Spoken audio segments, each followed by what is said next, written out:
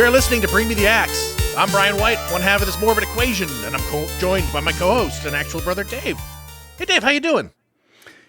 I'm pretty good, but I keep hearing it's like a screaming. It's some kind of screaming, like a child's voice.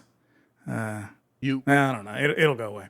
You wait, like screaming of lambs, or like a screaming over here? I guess it could be the lambs. Yeah, it's the lambs. It's the lambs. Because one of my cats was just freaking out, and he sounds like a small child when he gets upset. Well, I guess the lambs will keep on screaming. Yep. Oh, boy, yeah. So, hey, we practically grew up in neighborhood video stores, and the steady diet of utter garbage that those shops provided us with continues unabated to this day. There's no one I enjoy chopping it up with more about trashy movies than Dave. Just before we get into it, here's a little housekeeping. If you want to keep up with us between episodes, you can also find us on Instagram at Bring Me the Axe Pod. Dave's over there at that werewolf. Mm-hmm. For fun. Follow us. If you do that thing, we're definitely an accounts to follow. We have a good time. I'm also I'm like real lo-fi social media user. I'm like the MS Paint of social media. I'm gonna say you're pretty good at it, because all those graphics that we post on our main, that's all you come up with that. Oh stuff. Yeah, no, I do that. That's good stuff. I'm over on TikTok, dancing, prancing, and dancing. Dancing the night away. Just getting it done. That's what just shaking your groove thing, as it were. Yeah, if you do that sort of thing, look us up by name over there. And if you don't know, we have another show called 99 Cent Rental, where we cover all manner of video store madness on the weeks that Bring Me the Axe is off. Our latest episode covering Masters of the Universe is out now with guest Johnny Atkinson from Week Horror. Yep. Great guest. Mediocre movie. Yep. Great guest. Great guy. Love having him on the show. And we'll be back next year with a look at Ghidorah, the three-headed monster. Ghidorah. King Ghidorah. That's going to be fun. You can also contact us directly at bringmetheaxepod@gmail.com with any questions, comments, or suggestions. Do let us know if there's a movie that you love and would like to hear us give it the business. And lastly, if you like what you hear, you can subscribe to us wherever you get your podcasts. We're on YouTube now. Search for us by name and subscribe if you prefer to consume your podcast that way. And you'd be doing us a favor by leaving us a 5-star review on Apple Podcasts and Spotify. So get to it. What do you got for the love of God, get to it. What do you got to lose? That's what I ask. Just your self-respect. And if you listen on YouTube, do us a favor, give the episode a like and leave a comment. We love hearing from you guys. And we do. Just want to get that all out of the way at the top of the show, because this is a big show. Big show. It's a big number for us. This is episode 50. Yep. We're celebrating 50 years old. It's actually movie 48, because we've done a couple of episodes that weren't like single movie specific, but episode 50. Yeah, because technically our next episode was supposed to be 50, and it's a bit of an iconic moment. We have iconic guests for an iconic film. Yeah. So that was really supposed to be the big one, but we fucking blew it. It'll be great anyways. So let's give you a taste. I mean, you've read the episode description. You already know what we're talking about, but I'm going to give you a taste anyway. Here's a taste of what we're talking about for our 50th episode. You spook easily, Starling? Not yet, sir. He's past the others. The last cell. I'll be watching. You'll do fine. A killer is on the loose. Keeps them alive for 3 days. Then he shoots them, skins them, and dumps them. A rookie FBI agent is on his trail. He's got real physical strength, cautious, precise, and he's never impulsive. He'll never stop.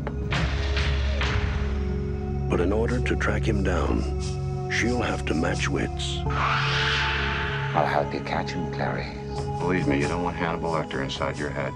With the darkest of all minds. Just do your job, but never forget what he is. Oh, he's a monster. Pure psychopath. So rare to capture one alive. So close to the way you're going to catch him. Do you realize that? Oh, Clarice, your problem is you need to get more fun out of life. You told me you don't spook easily. You call this easy, sir? Lecter's missing hand arms. Man's a raving maniac. Who knows what he'll do?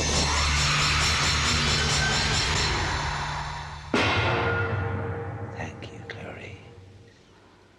Thank you.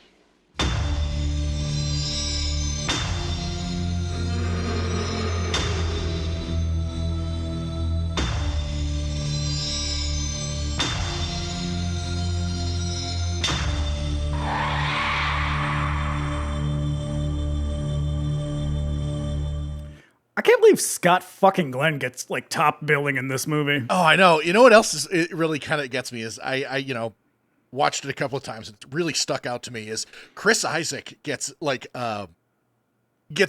credit billing in the like opening credits. He's in the movie for like 30 seconds. But he was a pretty bill. That was like peak Chris Isaac. Was like 91, 92. That's that Herb Ritz video for Wicked Game, the one with what's her face in it. Yeah. All right, yeah. Yeah, I mean, he would have like you would have been watching the thing and been like, "Oh shit, I can't wait to see Chris Isaac." And it's like, well, okay, it's about 4 seconds, so he has dialogue. Savor those 4 seconds of that that wonderful quaff of his. I love Chris Isaac. He's gonna turn up the next year in Firewalk with me. So yeah, this is the beginning of the Chris Isaac empire.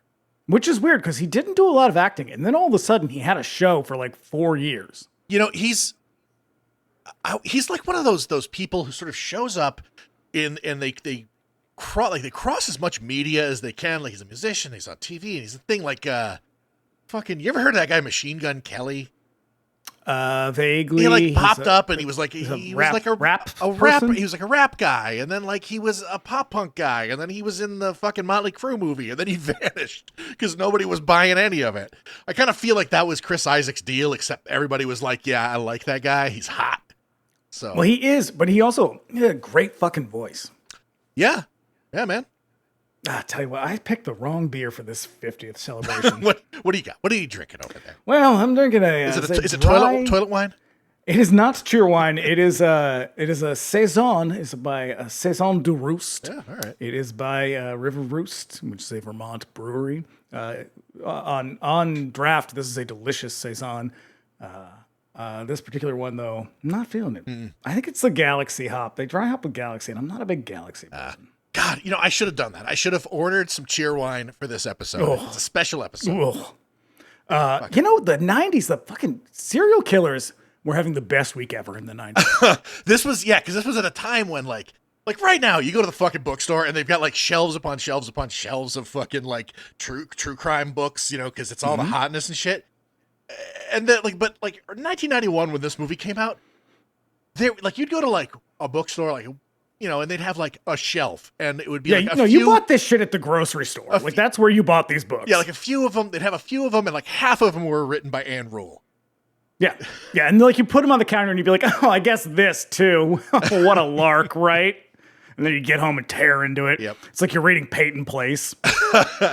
Oh man, I fucking love, that's the thing. I'm OG true crime, which is maybe why I like this movie as much as I do. Cause I fucking love this movie. Oh, like a lot. And I was buying that shit back then. And then you were. Yeah. And then all of a sudden, it sort of pops up as the fucking podcast hotness. And I was like, God damn. Hey, don't knock it. No. Some of us, that's how we pay our rent. I'd say a lot of our popularity kind of hinges on our adjacency to one of the big ones. So, oh boy. Yeah. I like to think I'm a little more than adjacent. Thank you very much. It's just me over here. I'm just riding on your coattails. Yes. But yeah. The Silence of the Lambs. Silence of the Lambs, man. It was a fucking sensation. Have the lambs stopped screaming, Clarice? This is a wild movie. I hadn't seen it in quite some time. I think I saw, obviously saw it back in the 90s, not when it came out, but probably not too long after. And then I watched it maybe once or twice in between then and now, and I watched it again.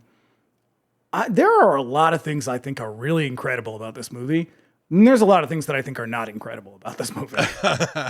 All right, I can't wait to hear. I can't wait to hear about it because this movie definitely it's definitely not perfect. It's very. No, the first time you watched it, you were like, "Oh man, it's the best fucking movie I've ever seen." And I was like, "Really?" But yeah. So the year was 1991, year of our Lord. Mm-hmm. So here's some other movies that were released in 1991. Cast a Deadly Spell came out, which I believe was made for the Fred Ward movie. Yeah, it was made. I think it was made for HBO. Yes, it's pretty good. It's like a kind of pulpy noir thing, but also with like H.P. Lovecraft stuff. Yeah, Fred Ward is great. Mm-hmm. Love him. Ghoulies 3. Ghoulies Go to College. Not good. That year. Not good at all. Nope. Christmas Ape. I can't make it through a single Ghoulies movie, to be honest with you. Christmas Ape Goes to College. Exactly. 1991 also saw the release of The Pit and the Pendulum, the Stuart Gordon movie. And let me tell you about that one. Lance Henriksen acting the shit out of that role. He is going crazy in that one. He's about the only good thing in that movie. I enjoy that one quite. I love that one a lot. I watched it just recently. I went on a Stuart Gordon tear, and I caught that. I think it was like right after I watched the Robot Jocks from that Arrow box. Okay. I was like, I gotta watch some more of them Stuart Gordon movies, and I queued that one up. Also in 1991, Puppet Master 2 and Puppet Master 3 were released in 1 year. I'll tell you what, I think the second one is actually pretty good. The third one is not good. I love Puppet Master 2 is definitely the peak of the series, and it's kind of all downhill from there, but that downhill ride, I kind of love it. I used to hate those movies, and then I think in the last couple of years, I was like, I don't know, this shit's kind of fun. Yep. And closing out, 1991, Steel and Lace came out, which you just recently watched after I told you had to watch it. So good. So good. Oh. It is, you know what? I would, if I was doing programming a double feature, I would do, what's the alien one with Lemro? Oh, Alien Private Eye. Yeah, I would do that one and Steel and Lace. Because those movies are equally nuts. Steel and Lace is gonzo as hell. Like, when I first put it on, I'm like, okay, let's see where this goes. And a few minutes into it, I'm like, I don't know if I'm going to like this one.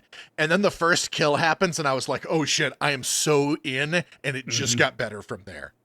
Yeah, it's rare. I go into those movies. This is like a lot of this shit that I would say until relatively recently, this is like the stuff that Vinegar Syndrome was cranking out. Yeah. Probably because it's super cheap.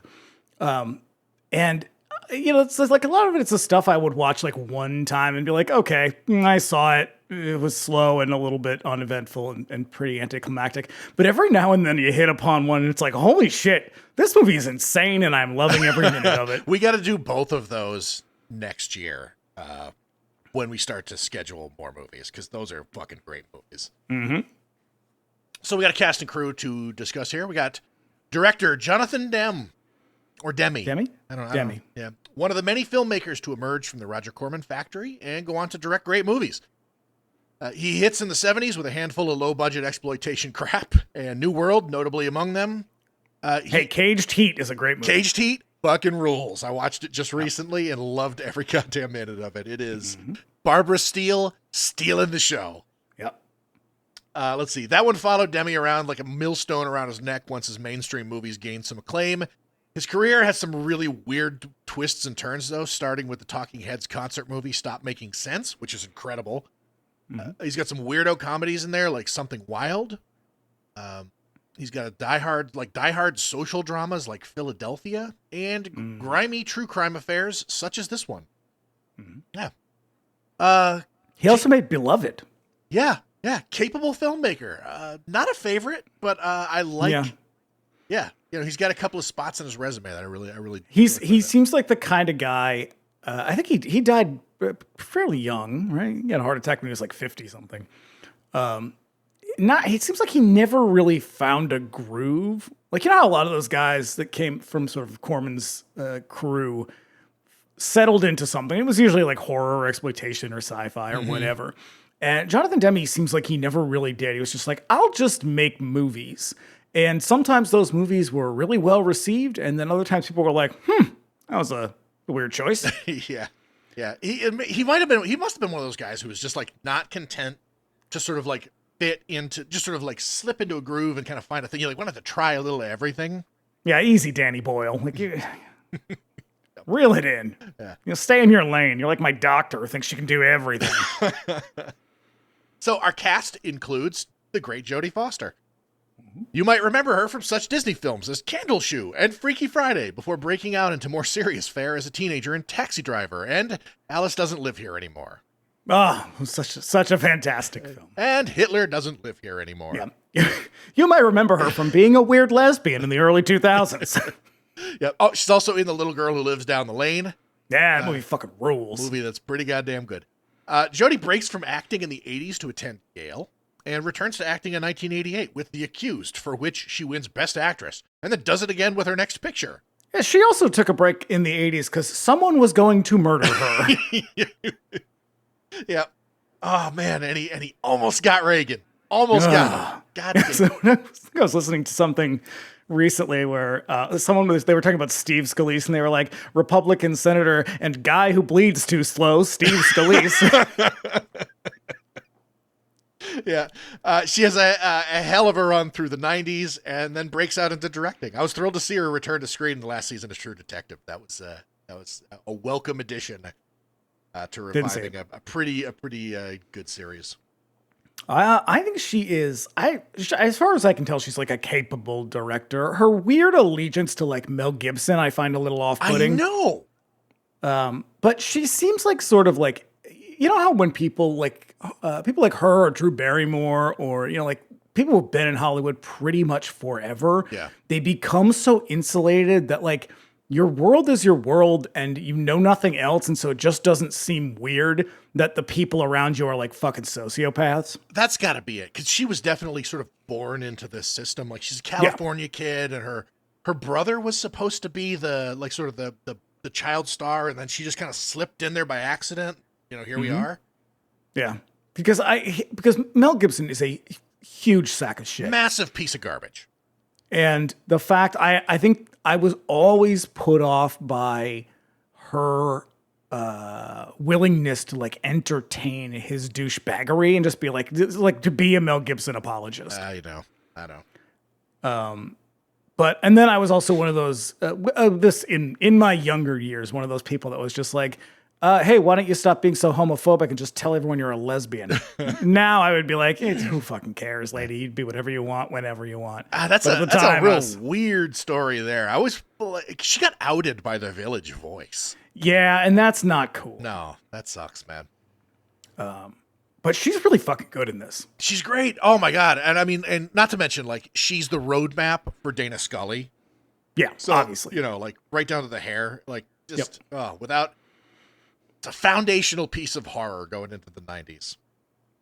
Jodie read the book upon release and loved it so much that she tried to option it herself, but found that it was already in development with Gene Hackman. So she worked overtime to get the part.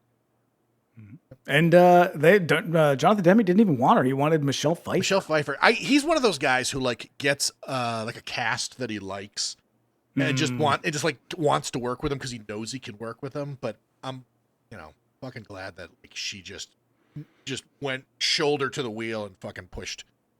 Yeah, I don't think Michelle Pfeiffer would have been very good at this. No, because I saw some of the other names of people who like read for the role or were approached, and I was like, none of these people are very good. Molly Ringwald apparently read for the part as well, which would have been very funny. I don't think I could have taken it seriously. No. Also, got to mention Sir Anthony Hopkins, an English stage actor of some acclaim who came to everyone's attention in 1980 when he appeared in David Lynch's breakout picture, The Elephant Man. Prior to that and after, Hopkins was a major star at the Royal National Theatre. But following The Elephant Man, his career kind of floundered a bit among some titles. He was in Audrey Rose. that actually might have been before The Elephant Man. I believe that's a 70s movie, and his career kind of floundered before he took on this role. This was supposed to be like, this will be my last one. Like, if this doesn't work for me, I'm just going back to the stage. And then, holy shit. I'm going to give you a hot take.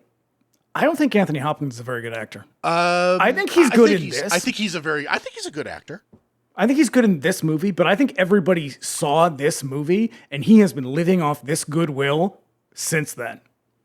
I think he's fine. He's competent, but I don't think he's like as good as everyone thinks he is. Hot take. He's got about one fucking speed, and I've just never been that impressed. Though I will say, watching it this time around, he is very good in this. He is good. Do you have you seen the other like sort of incarnations of this? Like, you seen Manhunter? Yes, that's the William Peterson one. Yeah, first one. Yeah. So like, where do you land on that? Like, who's your favorite Lecter? I think Anthony Hopkins is, because who is it in that one? It's Brian Cox is that one. Yeah, Brian Cox is a good fucking actor though, and he can be creepy as shit. Yeah, like there's plenty of people who I feel are being like kind of contrarian, where they're always like, Brian Cox is the better Lecter. And it's like, I recently watched Manhunter. No, he fucking isn't. He's fine, but he's not Anthony Hopkins in this. Yeah, Anthony Hopkins, I think, defines this role. Yeah, but I'll tell you what, Anthony Hopkins is not my favorite Lecter. Is it Mads Mikkelsen? Mads Mikkelsen is my favorite. I fucking love that show too. Like I've never seen. I've seen a couple My episodes. I've never enthusiasm watched for this franchise and these characters, like it is broad, and I Oh, because it goes way downhill after this. it definitely does. And I want to talk about Hannibal a little bit because I fucking love that book. Hate the movie, but I love the book. Yeah, he was just about to give up, go back to stage when this movie fucking changed his life, turned him into Sir Anthony Hopkins, basically. Okay. And he loves the character too, quite a bit, and I think that's what kind of explains his frequent returns to the character. And that counts for a lot because you can see he is living in this role. Oh yeah, and a lot of the shit that like makes that character so iconic and so memorable were like his ideas. The fact that he barely blinks. Yep. He like all of the shit that's like characteristic when you think of Anthony Hopkins as Hannibal Lecter, all of that shit was stuff that he brought to the role. Like when they introduce him, he's just standing to attention in the middle of his cell. That was him. The gay coding I could do without. That feels very 90s to me. I'm pretty sure he's supposed to be a gay character. But he's not. In the movie, I think he is supposed to be. Because there's supposed to be a sexual tension between him and Starling. Oh, yeah, there is definitely not. He reads her like a fucking drag queen every time they see each other. Yeah, I've read some stuff that, like, I don't fucking know if I believe it or not, or if it's apocryphal, but everybody's like, he based it on Truman Capote. And I'm like, I don't know about that. Have these people ever seen any interviews with Truman Capote? Because no, he didn't. Truman Capote was like, is raving queen acceptable to say? Yeah, it's queenie as hell. Queeniest of New York. And I say that with tons of affection. He is my favorite author, but he absolutely is not based on Truman Capote. Yeah, I think that there is a he gives it like a Tennessee Williams vibe. There is a fey quality to Hannibal Lecter in this movie, but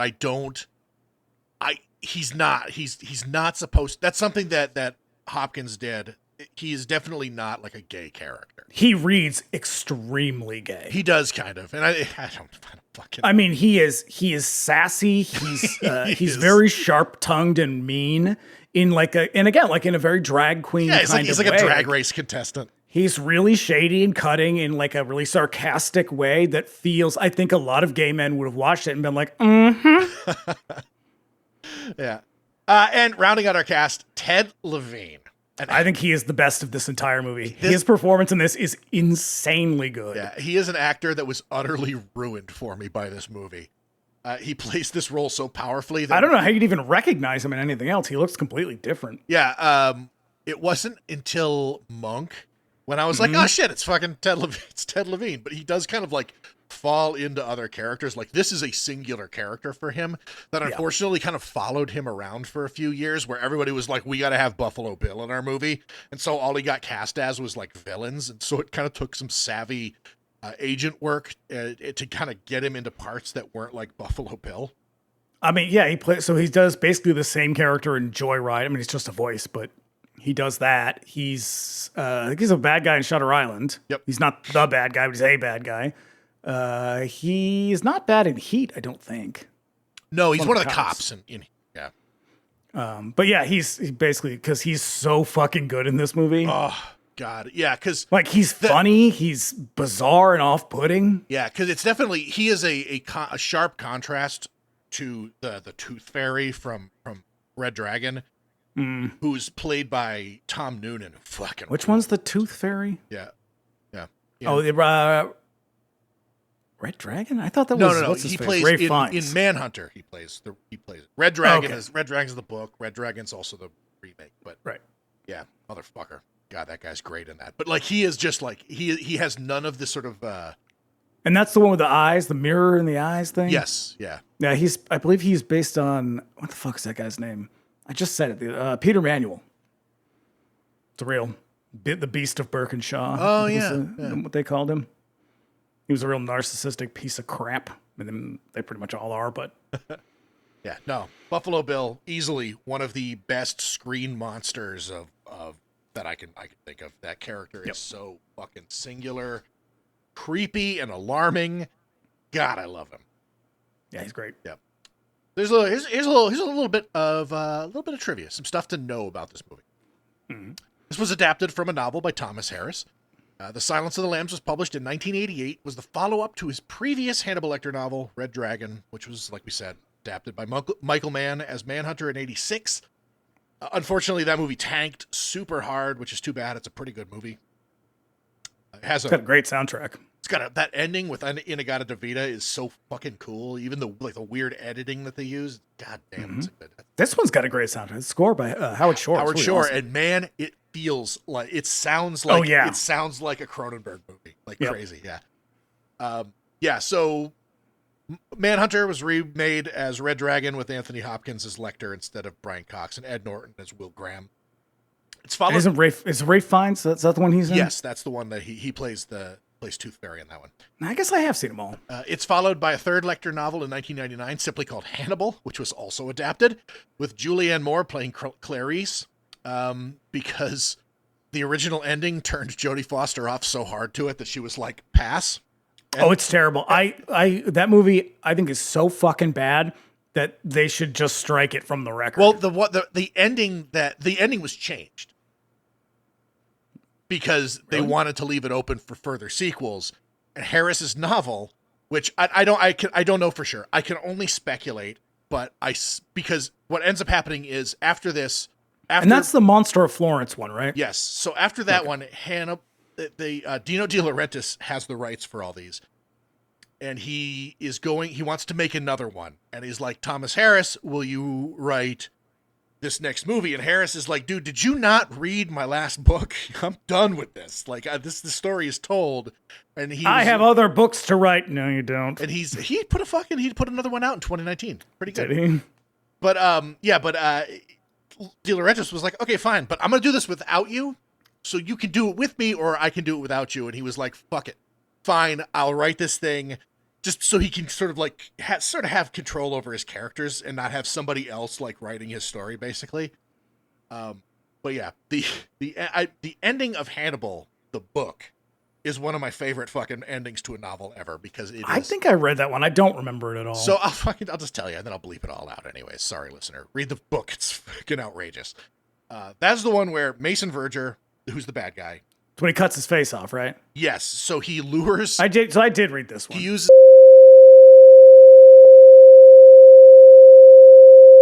Oh, I remember how it ends now. Where he has the like a pen of like of pigs that he's with the help of Mason's sister, and she kills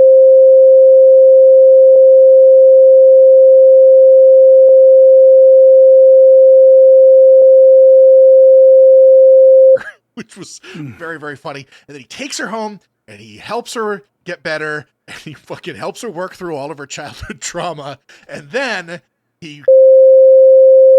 Yep. And then he...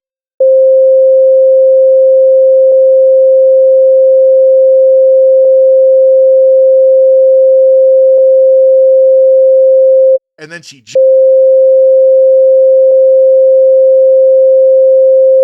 And you think that's the end? That is the best ending to a book you've ever read? It's so fucking decadent, ridiculous. And it's such a comic book. And it is a slap in the face to every fan of that series. It is the fucking best. And it is ridiculous. And the thing is it's Harris going, fuck this character. I'm so done. There's nothing you can possibly do with this story after this. So suck it. Listen, for contrast, my favorite ending to a book is The Name of the Rose. I think one of us on this podcast is classier than the other, and I didn't think it was me. For the record, I've read that book. I also think the ending to that book is hilarious. Oh, man. Yeah. Wow. Man, that's yeah, I love it because he is just like, fuck all y'all. I am done with Hannibal Lecter. You know what I think is great about this movie? It was released on Valentine's Day. Oh man, they must have advertised it as like the perfect date movie. They must have. I could find no such advertisements, but yeah. I don't think they did a lot of advertising. This movie was very controversial when it came out. And there was a lot of protests, so I think they probably tried to minimize a lot of that. Yeah. Well, we'll get to that. That's the fucking elephant in the room that we got to talk about. Harris is an interesting author. He's not terribly prolific, but nearly all of his novels have been adapted to the screen, starting in 1975 with Black Sunday. And since then, he has almost exclusively written Hannibal Lecter novels and what I assume is a compromise to maintain control over his characters. Yep. In 2019, he published Kari Mora, his first novel in 44 years. It has nothing to do with Hannibal Lecter, and it's pretty good. Kari Mora. Mm-hmm. Starting in 2013, Brian Fuller ran an episodic series for television called Hannibal, which recast the principles and loosely adapted the first 3 books. Not so much The Silence of the Lambs, but I guess the first and the third book, really. Into a prestige television format with Mads Mikkelsen playing Hannibal. Like I said, he's my favorite portrayal of the character. The show's cast solid gold also. Unfortunately, Brian Fuller, not a great person. Yeah. Why so? They all turn out to be kind of shitty. Everybody. I tell you, man, like with this and like all these fucking YouTubers I keep hearing about now, like to be a high performer in media, you got to be a lunatic and a psychopath, apparently. Well, you know what the common thread seems to be? They're all men. And yeah. they're just innocent men. They are not, unfortunately, just innocent men, as it turns out. Not normal men either. Nope. No. Yeah. So, Hannibal was extremely gory for television and was unceremoniously canceled after 39 episodes. Everybody always tells me to watch it. It's and I'm like, good. Stop recommending things to me. Yeah, but I've got that thing, though, where, like, anytime someone's like, oh, you got to see it, I'm like, no, I don't. Well, I'm fucking telling you. And then I'm immediately turned off to it, and I watch it, like, 30 years later, and I'm like, oh, that was pretty good. How about that? That's pretty good. Fuck, I do the same thing. Mm-hmm.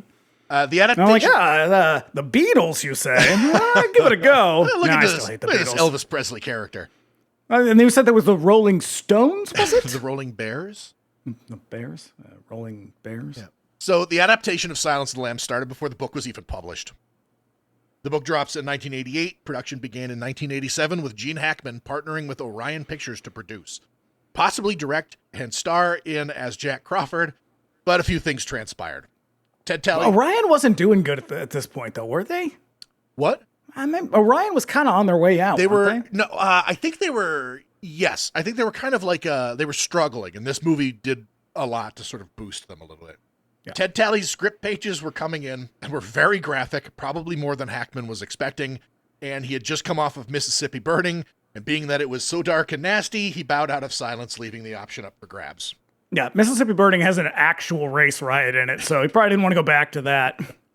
No, back when this movie came out, the entire world suddenly learned all about Ed Gein, thanks to Buffalo Bill. Bill is actually a composite of 4 killers. A little of his backstory is revealed in the novel where he impulsively killed his parents when he was young, like Ed Kemper did. He's also a bit like Gary Heidnik, who kidnapped 6 women, kept them in a pit. Hey, you want to hear my favorite thing about Gary Heidnik? What is it? When the police came to arrest him and they searched the house and they found like 6 dead bodies in the basement, his answer was, hey, look, man, they were here when I moved in. I didn't know that. That is literally what he said. Oh, that is amazing. I mean, that's not a direct quote, but that was basically his response was like, those aren't mine. My God. Yeah. Look, somebody else was just in there. It wasn't me. Kidnapped 6 women, kept them in a pit. He dug out in his basement. He's kind of a true crime deep cut that I find utterly terrifying. Yeah, he's pretty awful. I mean, they're all pretty awful. But there's something about him in particular that I find really fucking alarming. Like, I don't know what it is. Bill's technique of luring women close to his van with an arm cast is something that Ted Bundy did for a time. And Ed Gein, of course, was a grave robber in Wisconsin, so ghoulish that he inspired Buffalo Bill, Norman Bates, and Leatherface, among others. Which is interesting because in the pantheon of killers, I'm going to get to flex my skills here for a minute. In the pantheon of killers, Ed Gein, he looms quite large, and yet he only killed 2 people. Possibly his brother as well. May have killed 2. His brother, I think, I think he had a heart attack. He's like an oddly sympathetic character in a lot of ways. Yeah. Because he was so fucking crazy that, like, you're like, oh, you didn't even really know where you were most of the time. Oh, yeah, he was so fucking psychotic that, like, it was like he was not in control of himself at all. That's why they successfully pulled an insanity defense for him. Yeah. And probably, like, he is one of the few that has ever actually happened for. And we did that one recently, and as I was writing it, I had to leave a lot of shit out because it is, even though he did not kill a lot of people, he did some really, really awful things. Yeah. To the point where I was like, oh God, I don't want to write that. Yeah. But yeah, he's an interesting one. I think one of my favorite things about that story is that before all of this happened, he was like a favorite local babysitter for the children. Yeah. Weird how that keeps happening with some of them. Like fucking John Wayne Gacy also kind of had that going on. But you know what? It's the drag queens you got to look out for, I guess. Yep. So let's see. Lecter was based on a single character that Harris met when he was interviewing an American prisoner in a Mexican hospital for the criminally insane when he was writing for Argosy. He was a guy named Dykes Askew Simmons. Simmons had made an attempt to escape and was shot in the legs by a guard. And Harris was at the hospital for this and saw that Simmons was being treated by a very peculiar doctor with mannerisms that Harris later cribbed for Lecter. And when he asked the hospital staff who that doctor was, they laughed and told him that he's an inmate there. In reality, he was a doctor named Alfredo Bali Trevino, who had murdered his boyfriend in a moment of rage and disposed of his dismembered body by burying him in his backyard. Unlike Lecter, however, he was haunted by this for the rest of his life. Well, as one should be. Yeah. Sean Connery was Demme's first pick for Lecter. Oh, that would have been awful. I bet Sean Connery. Sean Connery is a serial killer. Yeah, there were also let's see, there were some weird names on that list. Christopher Lloyd was up for it at one point. Lou Gossett Jr. was also up for him at one point. That's a no. It's not going to work. Christopher Lloyd, I could see maybe. Yeah, it would have been, the vibe would have been off like crazy, and all I would have seen is Doc Brown. His voice isn't right. Yeah. So the character of Jack Crawford is based on John Douglas, the founder of the Behavioral Science Unit at the FBI. He's one of the originators of the technique that everyone popularly calls criminal profiling, where a behavioralist looks at crime scene evidence, looks at the remains of victims, and draws conclusions about the murderer's identity and personality based on the evidence. Its efficacy is highly subject to debate. They are not nearly as accurate as we have been led to believe. No, it tends to be portrayed on TV and movies as like magic. Douglas is also one of the first people, along with Robert Ressler, to move the Bureau away from the term mass murderer and use the term serial killer to more accurately describe what they were investigating. Douglas consulted on the movie and worked closely with Scott Glenn to develop his character. And he even subjected him to the home recordings of the Toolbox Killers that he typically made applicants for the BSU listen to. I cannot fucking imagine. I've never even heard it. I cannot imagine how awful that is. I have heard it. No. Not all of it, but I've heard some of it. There's a documentary about him, and they play big chunks of it because it was a significant part of the case and a significant part of the prosecution. But like, it's creepy as shit because he's such a fucking narcissist and like such a psychopath that it's really awful. Yeah. Like Norris and Bittaker, was that their names? Anyway. At the time of the production, Douglas was actively investigating Gary Ridgway, the Green River Killer, who would elude the FBI for another 10 years. So 10 years? Yep. Yeah, he was apprehended in 2001. I think they believe he killed 90 women. Now, I think there's two ways to look at Gary Ridgway if you're his wife. One of the ways is, hey, look, you were married to a serial killer and that sucks. But if you're a glass half full kind of person, you can think, well, you married this guy and he stopped killing women for like 15 years.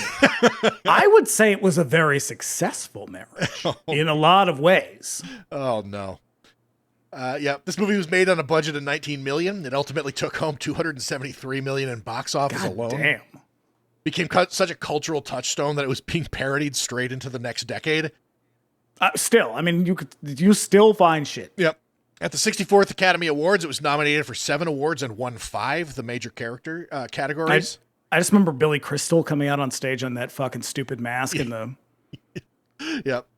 Best Picture, Best Director, Best Actress, Best Actor, and Best Adapted Screenplay. Conversely, it was nominated for equivalent categories of the Golden Globes that year and the British Film Awards, and only won Best Actress and Best Actor and Actress, respectively. And Betty Friedan disagreed with all of that. You just said. Unsurprisingly, Gene Siskel did not like this movie. God, eat a bag of dicks, Gene Siskel. God. Yeah. But our man Raj, he loved it. This actually was a bit polarizing critically. Yeah. A lot of people really liked it, but there were other people that were like, meh. Huh. I understand why. Do you have reviews? I do. Okay. Would you like to hear them? I would love to hear them. Like to hear it. Man. Here it goes. Like to hear it. Here it goes. I mean, for the most part, they're all kind of glowing. Let's see. Sheila Benson, Los Angeles Times. Although Crawford's search for Buffalo Bill and the Starling Lecter duel dominate the action, the film is dotted with real peripheral characters who give it a sense of authenticity. Cassie Lemons as Starling's supportive roommate, Ardelia. Paul Lazar as the sweetly friendly Smithsonian entomologist. Well, I don't know about sweetly friendly. He's a little bit creepy. I love those guys. Anthony Hand as Lecter's prideful jailer, the smarmy Dr. Chilton. And Ted Levine's terrifying Buffalo Bill, a.k.a. Jamie Gum. I grabbed this quote because I think there's something interesting to it. I don't know that I agree fully because I think people like Ardelia, who I think is a good character, that she's not get well used in this movie. And I think there's like, to say like, oh, it gives it authenticity. It's like, well, they're not really in it that much. So no, I don't know that it does give it authenticity. Well, I think there might be something to that because really what's at the heart of this that's why movie, I pulled it, because I was like, yes and no here. Because what's at the heart of this is really a triangle between Clarice, Buffalo Bill, and Lecter primarily. And it without a series of like orbiting characters to sort of fill it out a little bit and give it a little bit of character, it would have been extremely sterile and clinical and like. So that is my problem with this movie as a whole. I think as a narrative, it's not very good because it's trying to tell two stories that should be intersecting a lot, and they don't really intersect. They just kind of bump into each other once in a while. And that's why I finished it and I was like, that's what's bothering me, is these things should be all flowing together at certain points and then pulling apart. And it never really does. They sort of just run parallel to each other. I don't disagree with that. I think that might be like some of the reasons why I like my more critical points of the story is it is really kind of like she is kind of being pulled in both directions and they should sort of weave together a little bit more neatly. But it really is like you described, where she investigates Buffalo Bill, and then she does Lecter, and they kind of go in two different directions. Then occasionally they kind of weave together briefly, and then she goes off in both directions again, and they kind of slam together a little bit later on, and then she kind of has this kind of revelation real late in the movie. Yeah, because I think we hurtle to the end, and at the end it's like, well, what was all that other shit for then? Because it definitely feels like there's the moment when she goes to Frederica Bimmel's place and realizes like what's going on, that feels like a moment where she should be there and the movie should end. But there's like 30 minutes of stuff still happening afterwards. And I think this is a good script. I think it's a well-written movie. I actually don't think it's a good script. I think it is a well-written movie. And I think that that's really where it suffers. It's like you kind of get to the end and you're like, those should have been together more. Yeah, which is wild. Ted Talley, who wrote this movie, he's a really, really good writer. Yeah, he's got some big credits. Yeah. He's written like 8 movies total. Mm-hmm. Yeah, that surprised me. I was like, this seems like he should have had more. I know. Let me see. So the Philadelphia Inquirer, here's another interesting one. Just as The Silence of the Lambs is about several forms of degradation, its genre, which I don't know that I agree with that, its genre has suffered the erosion that comes of numbing and often sickening repetition. Seeking to galvanize jaded audiences, each film has been a cut below its predecessor and has shown ever grosser mutilations. And this we'll get to, I think, in when we have the inevitable discussion about is it horror or not, because I think this is Desmond Ryan from the Philadelphia Inquirer, and I think Desmond Ryan is assuming this is a horror movie. Thus, we have just run through the late 80s and into the late 80s with movies that have diminishing returns and not a lot of creativity to them. I don't see this movie as a horror movie, and that's why I think it's weird to be like, because I think this kicks off an era of dramatic thrillers, police procedurals, like throughout the 90s, we get a shitload of them. I mean, alongside a lot of like really crappy erotic thrillers. Yeah. But they're all informed very heavily by this. So to say this is the kind of end run of a slew of really brutal killer movies, I don't really see that this is the kind of bottom of the barrel. Fuck no. No, this is, I think that. And Desmond Ryan is not clear about why he thinks that. Like he does not make a strong case for that. I just think it was kind of interesting to say like this is the inevitable end of movies with diminishing quality. I mean, this is a person who will probably appear later on also shitting on horror movies in their reviews, like when we turn up a review of something we do later on. And it's just people being shitty about horror movies, and particularly.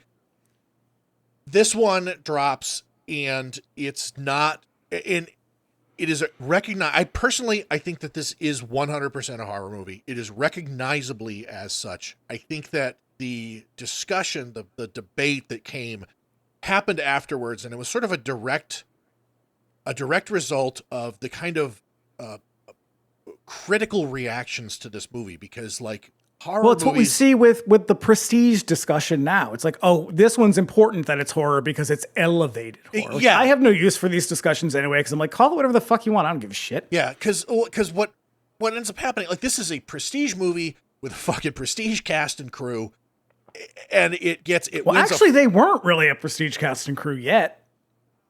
This movie kind of made them. Actually, yeah. I'm jumping the gun there, really.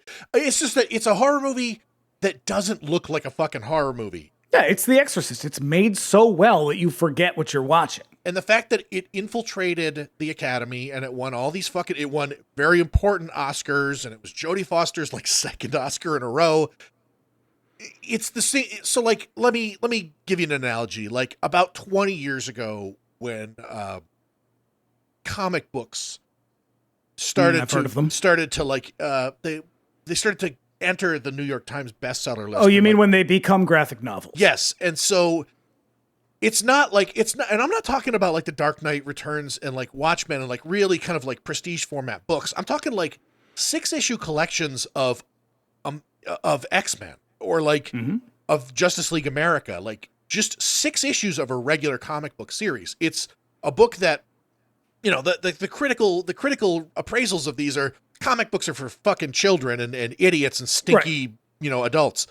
But let me tell you. Let me give you the broader context of that. It's when something goes from. It's like when horror went from being Frankenstein and Dracula to being goofy beach movies with monsters. Yeah, it's the reverse of that. It's when all of a sudden, then we go from that to The Exorcist into these more like things that are attracting. It's when they're no longer considered disposable trash. Yeah. They're no longer, like ephemera or what's the like kitsch, not kitsch. What's the word I'm looking for? It doesn't fucking matter. But it's when they become something more culturally valuable again. And people have a hard time making that switch. I have no use for that switch because I think no culture is disposable and all of these things are relevant to everybody. And so that's why I have no use for this argument about like, is it horror if it's not? I don't know. Shit crosses genres all the time. It's like, well, is it fantasy or is it sci-fi? It's like, it's all fake. Who fucking cares? No, but like, that's the whole thing. Is like serious film goers were like, wait a minute. I don't watch horror movies. Right. It's validating when someone calls it that. It's validating when someone says, oh, your comic books are actually graphic novels. They're not for children.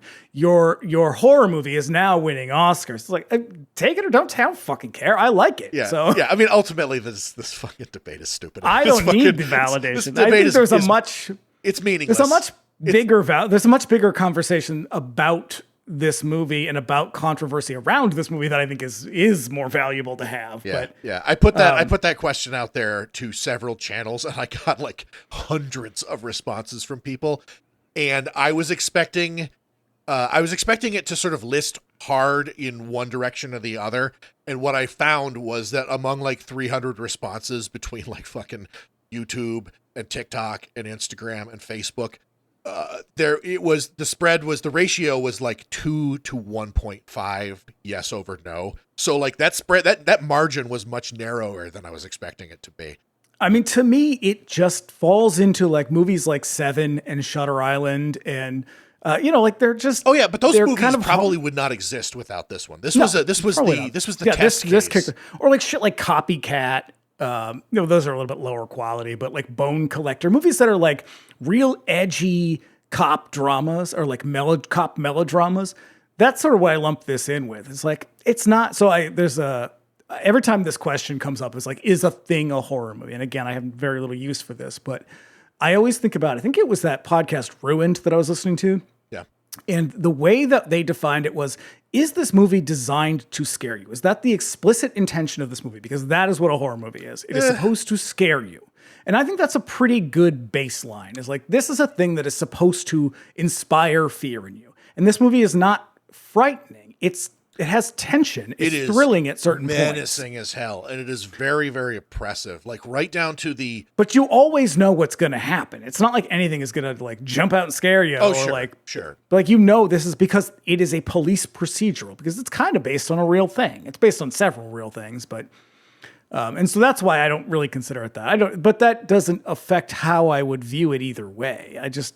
No, I mean, I identified like several criteria for sort of qualifying as a horror movie, and a lot of it I think can cross over into other genres as well. So it's not really valid. But like it's like, do we have monsters? We've got 2 monsters, as a matter of fact. We've got. Does it have spectacle? Like, yes, there is violent, gory shit all up and down this fucking movie. Oh, really? I think there's only one scene in this movie where I was just kind of like, oh, God. Oh, no, it's just only because we've seen some shit. And like by comparison, like this is a comfortably R-rated movie, but yeah. But I also don't, but like the whole monster thing, I don't take to that idea. Like, I'm not someone who's like, these are evil people, because I don't believe in evil. I don't believe in monsters. I think people are just, you make decisions, and sometimes those decisions are real fucking terrible, and you find ways to justify them. Yeah, but then do we have like there needs to be a sort of a set of values that our hero adheres to, and the monster that like has to outclass her and be sort of like not beholden to those same values, and that's kind of like why it's so hard to catch these guys, is because they've got this fucking unidentifiable, just completely alien set of values that makes them move invisibly. So now I think that's where the movie really fails, though. Is that the thing about serial killers, well, about some serial killers, the ones that sort of get away for a long time, is that they are particularly adept at hiding themselves and hiding what they are. And in these movies, and that they usually do that with like charm. They have a certain charm to them. And in this movie, neither of these killers is charming. They are both extremely off-putting from the moment you meet them. You do not want to be around them. No. But I do like Lecter, but no, I would not want to fucking hang out with him. Oh, because he's fucking mean. Like, he's like, even though you're like, oh, he has a certain Southern charm, he's also really shitty and like rude. Yeah. But, and the other one's just creepy as hell. Oh yeah. But also another thing that like kind of makes these guys so hard to catch is when they do it on TV, when they do it in movies, they have to condense the timeline in order to sort of fit it into a feature-length film. These guys often wait like a year or years between their actual killings, right? So, not all of them, though. Some of them are just like, well, it's Tuesday.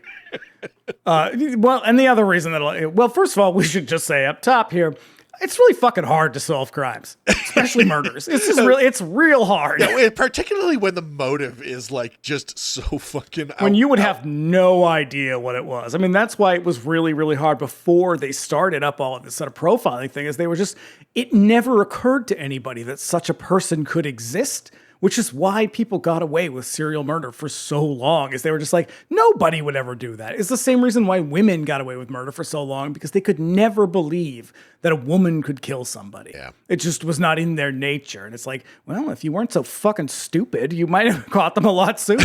And that actually is the other reason why they get away with things for very long, is because a lot of cops just don't try very hard. And I am not saying that flippantly. I am saying that as someone who cranks these fucking stories out day after day. I can assure you there are lots of cops who do try very hard and get very invested and really genuinely want to catch killers for the right reasons. There are just as many who just don't try very hard and try to pin it on somebody else. And that is a sad reality. Oh, man. But let's get back to the reviews, because that was a derailment that I wasn't expecting. Christ. Yeah, okay. So the last one is, I think this one kind of sums up, as much as I hate to agree with Vincent Canby as often as I do, I think this one kind of sums it up. But it's a bit of a long quote, so bear with me. It says, Miss Foster and Mr. Hopkins are so good, in fact, that Clarice and Hannibal sometimes seem more important than the mechanics of The Silence of the Lambs, which is, otherwise, committed to meeting the obligations of a suspense melodrama. Mr. Demme meets most of these obligations with great style. Eventually, though, the demands of the plot begin to take precedence over people and plausibility. Hannibal not only can help with the Buffalo Bill case, but he also knows who Buffalo Bill is. About halfway through, so does the audience, at which point the movie shifts to a lower, more functional gear, even as the pace increases. This is exactly how I felt about Jesus this movie. Christ, I fucking hate, I hate this, but I'm over here going, that is objectively true. You get like halfway through the movie, you feel like they all got halfway through the movie and they were like, oh, we got to wrap this shit up. Well, that's what I said. Like, it gets to a point where like this story is basically told, but we still got to have a Buffalo Bill dance. Yeah. We've got to have like the kind of the fake out. We got to there's like a full half an hour between like the moment where she figures it out and the fucking moment she shoots him. And then when it kicks into high gear, you're sort of just like, well, what was all that other stuff for? Yeah. Then? I mean, ultimately, this is a movie that is carried by its characters. Yes. So I think that's why Jonathan Demme doesn't get a lot of credit for it, is because as a director, I don't know that this is a very I think it's a competently directed film. I think Tak Fujimoto should get a lot of fucking credit. The way that he makes this movie look is a lot of the appeal for me as well, because like, yes, I love a bright, candy-colored horror movie that's like splashy and gory and gross and nasty with like very, big pronounced killers, but like this is not that. This is a serial killer thing. And the vibe that I always got from like reading those old true crime stories was like gray skies and trees with no leaves on them and everything. And I mean, it takes place in the Rust Belt, and you feel that. Yeah. You see it. He really brings you there, and you feel it, you see it. The environment is nasty and it weighs on you. And like, if this it's dark, it's poor, yeah.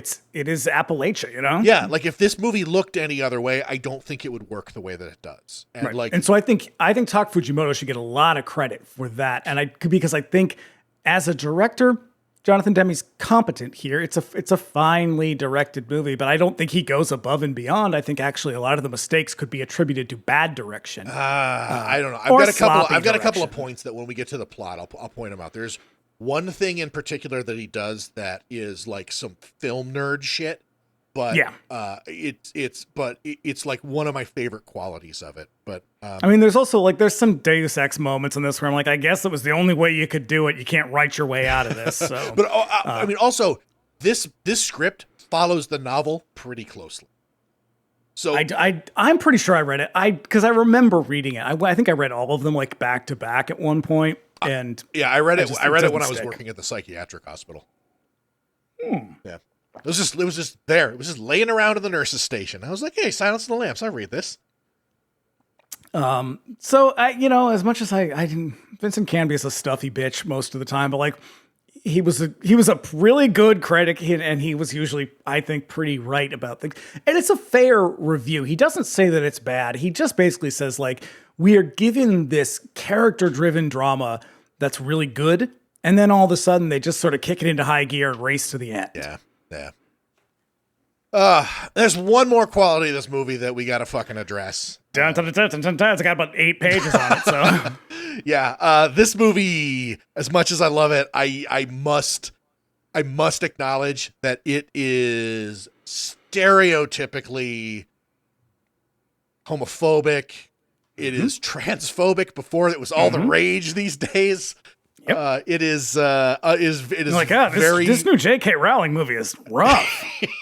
It is a very unfortunate quality of the movie, and I thought about this a lot this week as I've prepared for this episode, because like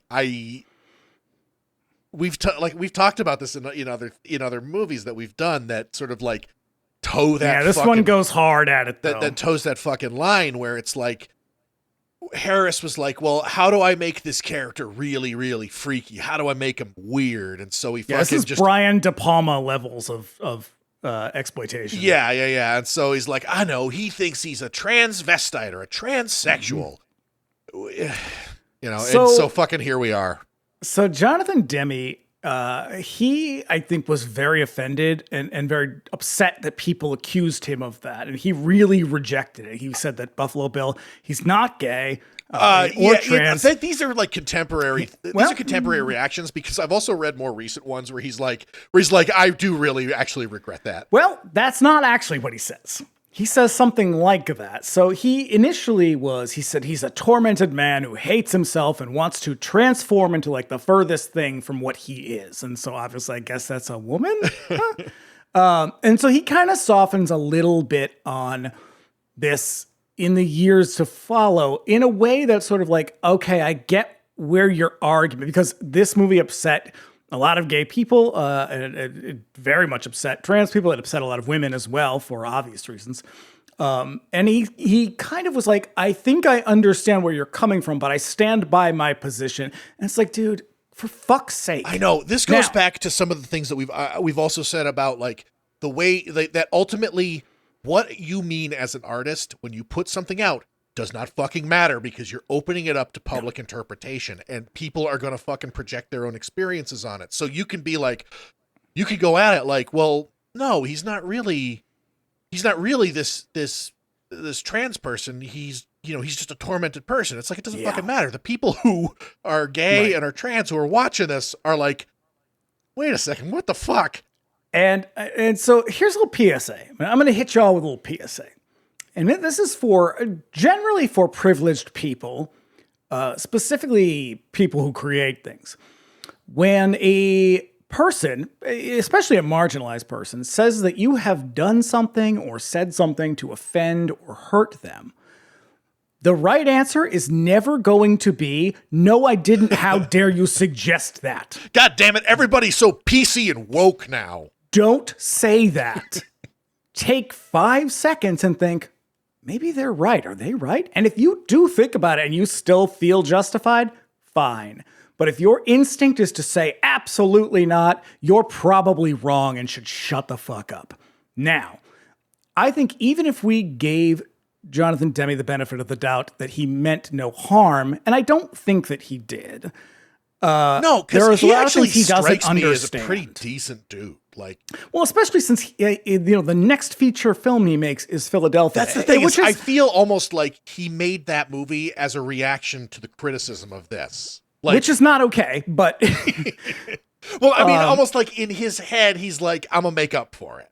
Right. I have not seen that movie since it came out, so I can't tell you if he. There are problems with it, but it's more or less based on a true story. So. But the thing about this movie, and we've watched movies like Sleepaway Camp where queer themes and gender are used as a source of shock. Like, the movie is not being homophobic. It's not telling you one thing or another. It's just exploitation.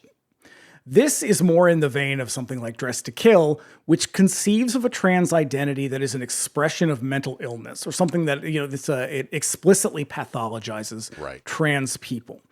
And it is in the dialogue. Like, there is a moment where Lecter is describing Buffalo Bill and with regard to gender, and he says he thinks he's a transsexual, but his pathology is 1,000 times more savage. And that phrasing alone implies that transgendered people are violent and dangerous. And this fits within a longer historical arc wherein Hollywood has portrayed queer people as villainous or as sick or as silly, since the Hays Code and then well after. I mean, even through right now, we still see it. And so, it's one thing for Jonathan Demme to come out and say, I didn't intend for that. And it's like, yeah, but you're not creating this in a vacuum. Yeah. That's what I was just saying. Our dear President Kamala Harris said, you didn't just fall out of a coconut tree. All right, Jonathan Demme, you didn't fall out of the coconut tree. Yeah, it's just what I was just saying. It's like, it doesn't matter what you bring to it. It's what everybody else brings to it, right? And it's particularly, or it probably feels particularly egregious because this is coming at a time when there is a growing body of research that suggests the exact opposite, that trans people are typically the victims of violence. They are not the ones perpetrating violence. It's also coming at a time. This is the peak of the AIDS crisis, where like the government is turning a blind eye to a staggering number of deaths. And so there is a lot of protests around this movie. And, even if he didn't mean any harm. This movie is really ambiguous and wishy-washy about gender in a way that feels like plausible deniability to me. Yeah. Where they're just like, well, if we never actually say it, and it's like, but again, given this kind of framing that, in which transness is conceived in this film as something pathological and as dangerous, it really just perpetuates this narrative. Like, even if we say, well, he's tormented and it's all that, it's like, well, this just perpetuates that narrative that trans people are just confused about their gender. Yeah. And then that just reinforces this idea that it is, again, part of a mental illness, which it is obviously not. And so, it gets runs up against a lot of protests. And this was not that new. I mean, queer activism around films has, since Cruising in 1980, there was like Cruising, there was Windows, those two movies generated a shitload of protests. This was relatively light, compared to those movies. Yeah. But then like Basic Instinct comes out right after that, also generates a ton of protests around the way that bisexuality is portrayed, because obviously, spoiler alert, killer in that movie is a bisexual person. So it's like, it just fits in this lineage of Hollywood villainizing queer people in a way that is kind of dangerous and reckless. Yeah. And I think what's really awful about this is that this all could have been avoided. If they had taken a day to just do a little bit of reading, they would have known this and could have avoided all of this. Right. Because, I mean, ultimately, end of the day, like, you could have done anything with you could have kept the woman's suit. You could have kept that kind of arc of his character, but sort of changed the origin in a way it didn't have to fucking be there. He could have had like mother issues or something like that. Like it didn't. I mean, because they're trying to root this in reality. And if you do that, it is fair to say a lot of this misogyny that motivates serial murder is rooted in shit like that. Like, it is rooted in misogyny. It's rooted in issues with, mother figures and authority and shit like that. So you could have said, that's where we're coming from. You didn't need to make it this thing that also villainizes queer people, because isn't it also a little bit creepy that they think this? And you know what the answer is? No, it's not. Yeah. It's not, if you're not some fucking lunatic who thinks about shit like that all the time. Yeah. Matters were not helped that like 6 months after this movie was released, Jeffrey Dahmer was arrested. Yeah, but you know what? Hey, every once in a while, a serial killer is a gay man, but 97%, literally 97% of the time, they're not. No. So, like, it's that kind of thing where it's like, oh, right, and these people are real gross too, aren't they? And like, you didn't have to do that. No. And so that's why when I'm a little, I don't have a lot of sympathy when someone's just like, oh, well, I didn't mean that. It didn't intend to do that. It's like, but didn't you? Yeah. You didn't have to make this character that. You could have learned 5 seconds that you were actually maligning trans people in this way. And like, it wouldn't have been that hard for Thomas Harris to not do it, because it is also in the book. And it wouldn't have been that hard for the people who made this movie, because, they could have avoided all of this had they just taken a little bit of time to educate themselves instead of using these sort of like ugly, reckless tropes for their, motive. Yeah. And that's a little fucked. And I think in retrospect, that's one of the things that really drags this movie down, is like your cruel disinterest in the pain of others kind of shows through in this movie. And that's what makes it age not so great. In an otherwise, sort of stellar film where people are really giving it their all. Right. It's rooted in a time when just like nobody was fucking thinking. And even the people who you would consider to be like the good guys still fucking like didn't really spare a fucking thought. And like it takes them like 30 years to kind of look back on their life and go, ah, shit. Or at least you hope that they fucking reach that point. Right, because these are the ones that are just like, well, I don't use the N-word, so I'm liberal. And it's like, Jesus Christ, is that your fucking baseline? Like, the idea that you wouldn't... And I think that's the part that I find a little bit galling is through all of this, because I didn't come out at this time. I came out a couple of years after this, though, 5 or so years after this. And it's the idea that people would be like, well, we didn't know. And it's like, no, you didn't know because you didn't want to know. Yeah. you avoided knowing because it made you uncomfortable. So like, whether it's parents or teachers or, counselors, whatever the fuck it was, for people to be like, well, the times were different. Well, that's a really shitty response because the times actually weren't that different. It was on the news all the time. It was in your face all the time. You just didn't want to engage with it because of what it said about you. And that's a really fucking terrible thing to say to victims. And to say to marginalized people is be like, I'm sorry, your trauma and pain made me uncomfortable. So instead, we just made you the villain in the movie because, it's how the 90s were. Yeah. And that's real fucked. And that's why, I'm watching this and I'm like, this movie feels super dated. But you'd still see it now. It's not like we don't still get this shit. It's literally on the news now for the same reason because, hey, let's be honest, the Republicans just keep fucking recycling the same playbook. Oh yeah, they got 3 jokes. And 2 of them are about gender.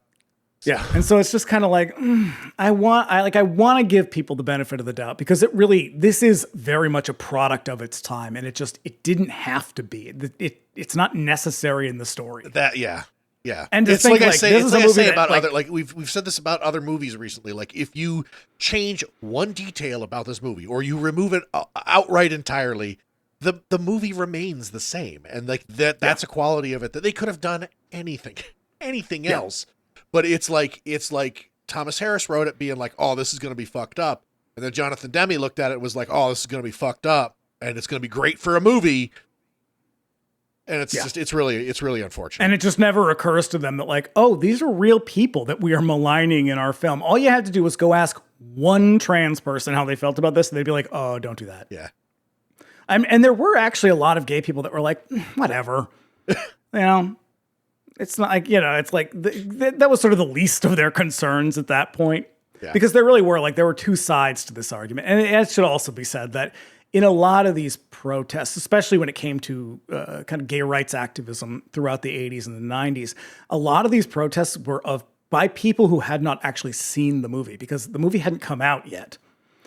And so a lot of it, and I have a really hard time when people protest things that they've not seen or heard or read. Well, I heard it was terrible.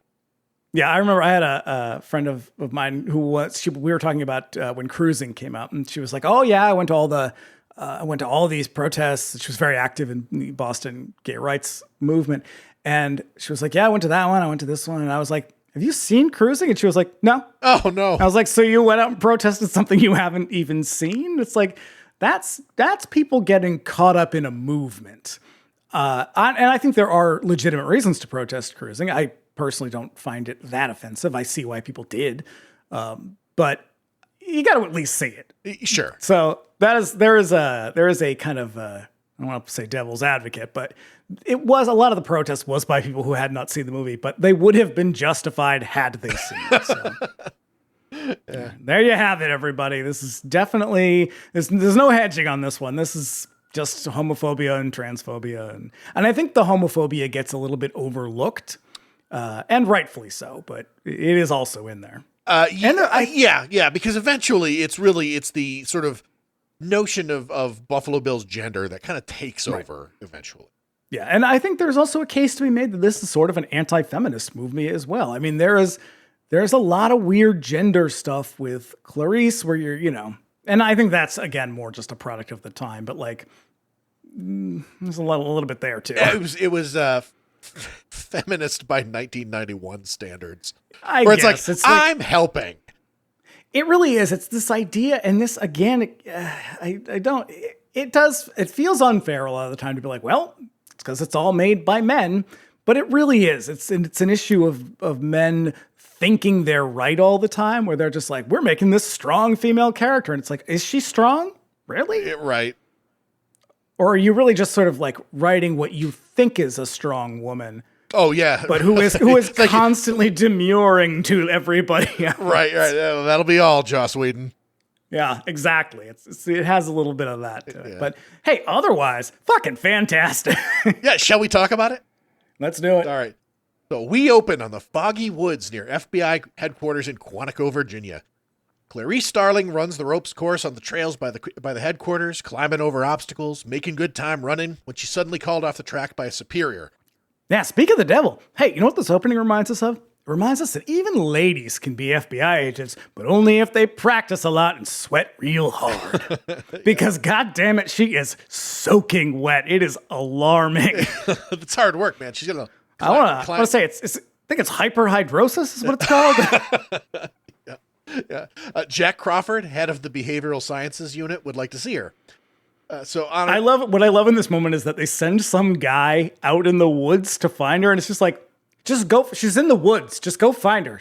Go get her. She's in the woods. Yeah. It's like, how does he know where she is? She's just jogging through the woods. Yeah. I mean, unless it's just that long, like it's just from like front to back, about 0.1 miles. You just go out there, you'll find her. You'll see her. She's the one sweating. But we get in this, even in this opening moment, and I do think that this movie does a very good job of showing Clarice as an other in this very masculine world. Oh shit, yeah! Like, I mean, they're about to do it hardcore in a couple of scenes on her way to Crawford's office. Yeah, I mean, they do it in this moment. Like, she is getting stared at all the time. I mean, who knows? Maybe it's because she's fucking soking wet. But like, all the guys aren't like, "Hey, it's a lady FBI agent." They're like, "Holy shit, she's sweating a lot." Like, do you need a fucking towel? What? Do you have other clothes with you? Yeah. But yeah, there's that is a constant theme, and I think generally it is done very well. But I think it is also there's some of it that's unintentional that comes through just as hard. Yeah. On our way to his office, we get the lay of the land. She's a small woman in a program dominated by men. Evident in the scene where she gets into an elevator packed with dudes who are like towering over her. When she arrives, she's there before Crawford and takes the time to look over the bulletin board covered in grisly crime scene photos, notes, and... Yeah, hey, do they really just have just like disgusting pictures up in their office all the time? Geez, I don't know. I can't really say. Maybe? Because I occasionally have to go through reports and shit, and like, I will speed past those pictures where I'm like, yep, that's a dead lady. Oh no. Keep going. I don't just pin them up to the wall. It's all evidence related to Jack's latest case, the hunt for a killer the Bureau is calling Buffalo Bill. So when Crawford arrives, he announces her credentials. She's a student, but she's one of the best in the Bureau's training program and came in from a double major undergraduate program at the top of her class. So she's just an achiever. Mm. Yeah. As they talk, Demme shoots them both straight. So this is what I was talking about. This is one of his sort of director traits that I think is fucking amazing. He shoots them straight on, or at least he shoots the person talking to Clarice straight on. And I think this is it is because he does it throughout the movie, and it is very effective every single time. And he's consistent about it. It's like he watched an Errol Morris documentary and was like, "Oh shit, I'm doing that." Yeah. Because when do you think it was? Is it Thin Blue Line? Oh, I was gonna say, was it Vernon, Florida? Well, yeah, that was the one. Then he got the office job and he bought that car. I don't see him very much anymore. Yeah. But the difference is when he shoots Clarice, she does not look straight on. He shoots her straight on, but her eye line is kind of like off camera. So she's not talking to you because the whole fucking point of this is he's putting you in her place. So you experience this scene from Clarice's point of view. I think it works like crazy. I love it. Yeah, and he uses this to really good effect in various points and for various reasons. Like there's going to be a moment later on when she's talking to Hannibal Lecter that he uses this same technique to show us that they are sort of opposite sides of the same coin type of thing. Oh, right, with the reflections? Yeah, it's really fucking cool. Yeah. So Crawford tasks Clarice in this point after visiting a hospital for the criminally insane in Maryland. The Behavioral Sciences Division is conducting interviews with incarcerated killers in order to help build more accurate profiles of killers in the wild. And a killer at that institution has since eluded him. Hannibal Lecter. Hannibal the Cannibal, Clarice muses. Yeah, he describes this as doing an errand for her. And I thought, well, this errand sounds suspiciously like dangerous and mentally scarring work. Yeah. How about you hire her and pay her a salary, you fuck? This Jack Crawford's a piece of shit. It's the most diabolical internship of all time. It really is. It's like, this is the fucking case study for why interns should be paid. I know. You might get jizz thrown on you. Yeah. Oh, God. So that scene is as effective as ever. Oh boy, never gets any easier. At the hospital, Clarice meets with Lecter's keeper, a guy named Dr. Chilton, a pompous and incompetent doctor who spares no opportunity to hit on Clarice. Yep. And then, but she asks him about Dr. Lecter, and he says, "Oh, he's a monster, a pure psychopath." Yeah. And he starts talking about him like he's a prized pig. Oh yeah, he says, what does he say? It's so rare to catch one alive. Yes, in the wild. Yeah. And he has the biggest teeth I've ever seen. And his hair, He's like that. His hair is stacked like 5 feet high. He was on a show. It was on that show Boston Public. Yeah. And he plays. I don't really remember that show very well. I used to watch it with Adam's mother a lot. Wait, was that the one with William Shatner? No, I can't. Oh, I'm remember thinking of who else Boston was on Legal. it. Never mind. And he plays a sort of similarly unsettling character in that, where you're just like, all I can see is this smarmy piece of shit. And he reminds me of that guy, the upper crust guy from Family Guy, who has the giant teeth. Yeah. It reminds me of that. It's the biggest teeth I've ever seen. Yeah. So he's going down all of Lecter's remarkable qualities. He's extremely intelligent, resourceful, and very dangerous. In 1981, he faked a heart attack and was taken to an infirmary for tests. When the opportunity presented itself, he attacked the nurse attending to him, doing something horrible to her, depicted on a photograph that we'd never see. Yeah, here's my question. Does Dr. Chilton just carry around this picture of some mangled woman everywhere he goes? Why does he have it like in his wallet? Apparently he does, because he just pulls it out of his fucking jacket. Yeah, he says, "Joe, did you want to see?" He's like, yeah, I keep it on me. I like to look at it every now and then. There's in this moment when I don't know if they're in an elevator or whatever, there's this really interesting low drone in the back. That's Yeah. super The sound unsettling. design in this was like fucking all sourced from like submarines and shit like that, because they want you to feel like you are underground. And man, it's like a dungeon. Why are they in like a Victorian era dungeon? Yeah, it's like a jail spelled with a G. Listen, I have had to visit a lot of jails. I have had to visit a lot of psychiatric hospitals in my previous professional life. They don't look like this. Never have they been in some dark, dank basement. Nope. The block of cells that keep Lecter is a stone-walled dungeon, which presumably keeps the prison's worst patients, including a freakish little guy named Miggs, who can, and I quote, smell your cunt. Yep. When Clarice finds Lecter, his cell is unlike the others. His is a well-lit cell with a wall of plexiglass between him and Clarice. Lecter is first seen standing perfectly still and upright in the center of his cell. Up to this point... And then he wants to know what Miggs said to her, and she says that he could smell a cunt, and he goes, "I myself cannot." And I thought, well, that's nice. I mean, I don't know if that's something you say, but... He does. When they first sort of open on him, he just sort of looks like a gross basset hound. Like he's like a little bit saggy. He's a little droopy. Like he does. He does come across. Okay, so was it Huckleberry Hound or no? Droopy Dog. Droopy Dog's voice was actually, I believe, modeled after Truman Capote. And so there is maybe a bit of a. Maybe not a 1-to-1, but like a 1 to a half a 1. Yeah. Up to this point, we've been led to believe that he's a wild animal, but what we get is a quiet, well-mannered, middle-aged man who immediately pegs Clarice as a student. Yeah, you get like Southern genteel faggy. That's what he is. Yeah, he's really playing like American aristocracy. Sure. Yeah. If that's what you need to call it, fine. So,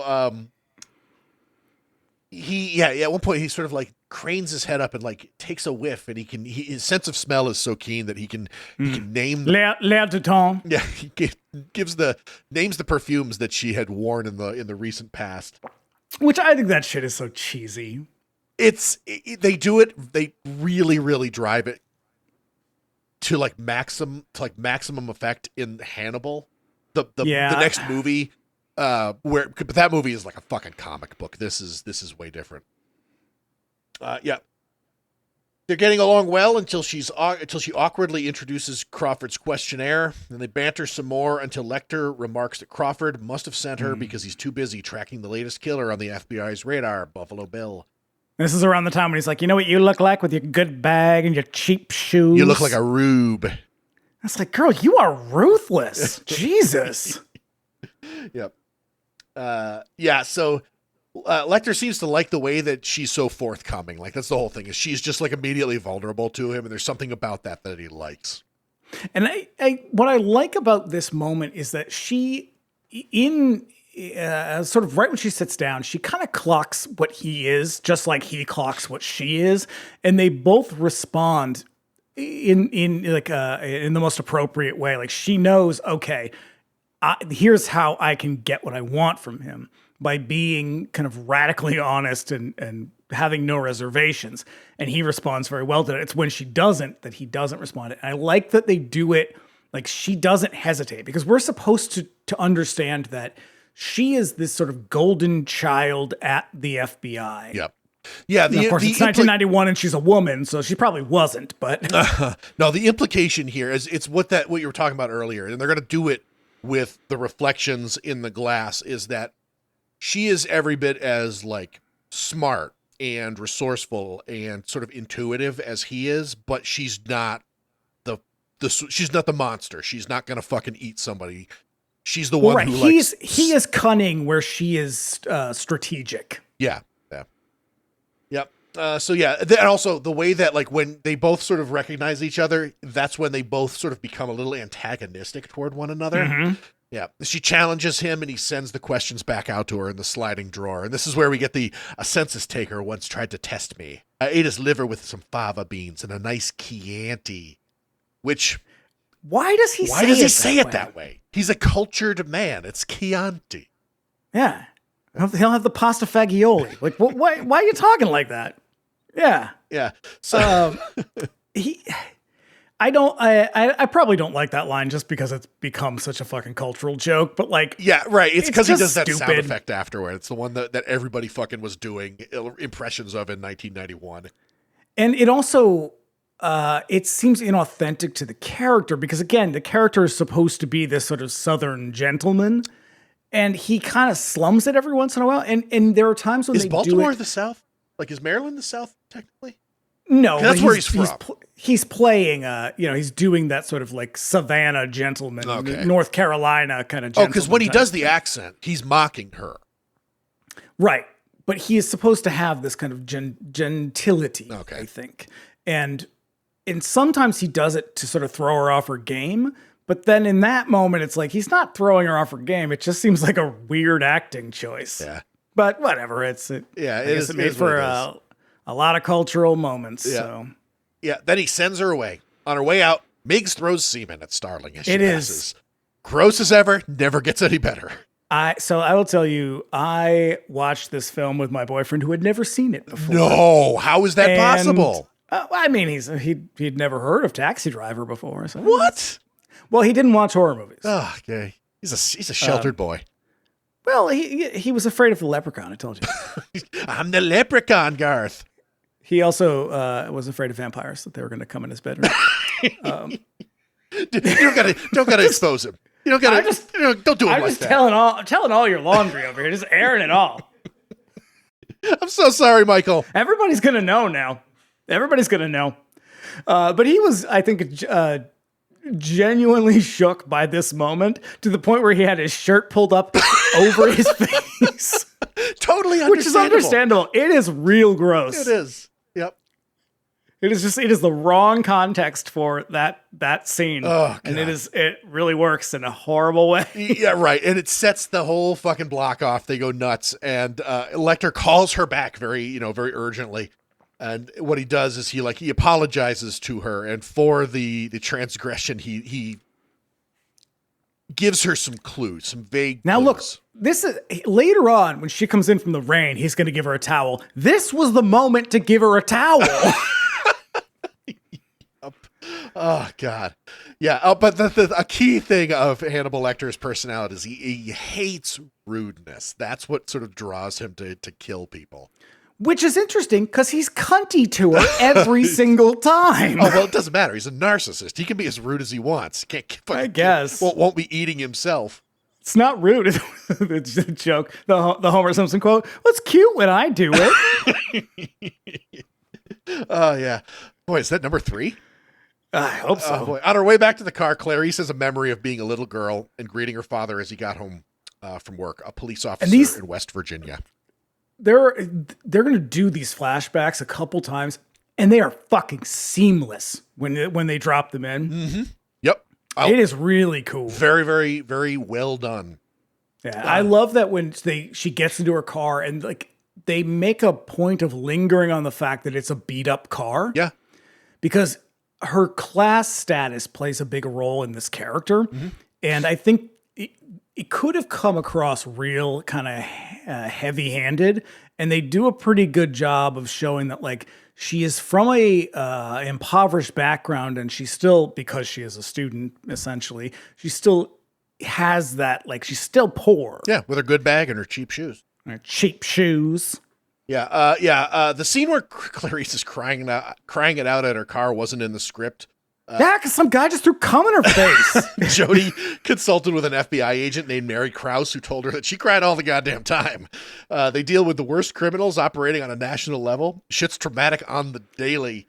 So, of course, she cries. The guys. Yeah, listen, I worked for a long time on an intensive treatment team with the most difficult cases of mental illness. And you spend your entire day listening to people tell you the fucking worst stories you've ever heard, like the worst things that can happen to people.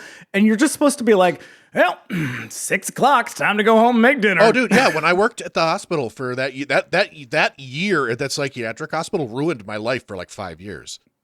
I couldn't sleep. I had terrible indigestion all the fucking time. I had nightmares and shit. It was awful. It fucking sucked. Yeah, and so like now, and I'm sure their job is exponentially worse. It's like people who have to, like cops who have to like monitor social media and shit like that for like child pornography, and they have to like actively watch that shit. Like I cannot imagine a harder job than that. Yeah, the guys in the FBI who didn't let it all out burned out horrendously. The very beginning of John Douglas's book Mindhunter is all about how the job of hunting killers who kill for pleasure nearly killed him. Yeah, so you know what? Opens, let it all out. It also opens. That's the moment when the book, I believe, opens right after Ed Kemper is essentially threatening to murder him. Yeah. And he has like I think he has a heart attack and has like a nervous breakdown. Yes, that's a good book. That's a very interesting read. Yeah, he's a bit of a narcissist too. Oh well, yeah. I mean, for fuck's sake, his job is dealing with the worst narcissists on earth, and you know. Yeah, well, if you want to catch a narcissist, you got to get in the mind of a narcissist. Back at Quantico, Clarice continues her studies while researching Lecter, searching for anything related to the clue that Lecter dropped on her. She receives a call from Crawford informing her that Miggs, the jizz thrower, is dead, and that somehow Lecter is responsible for his death. What is she supposed to do with that information? You're not supposed to do anything. How that doesn't help. I know. It doesn't help the situation. Like, hey, that guy who threw cum in your face, well, now he's dead too. And it's like, that doesn't make it better. Yeah, and I mean, not just that somehow Hannibal Lecter, the guy that she was just talking to, talked him into it. Yeah, I don't like that either, because it's like he's a real monster. He talked him into biting his own tongue off. It's like, oh, for fuck's sake. Yeah. Here's the thing. I watched a lot of the outtakes and extended scenes that are on that Criterion disc. This movie is so much better off for leaving a lot of that stuff out.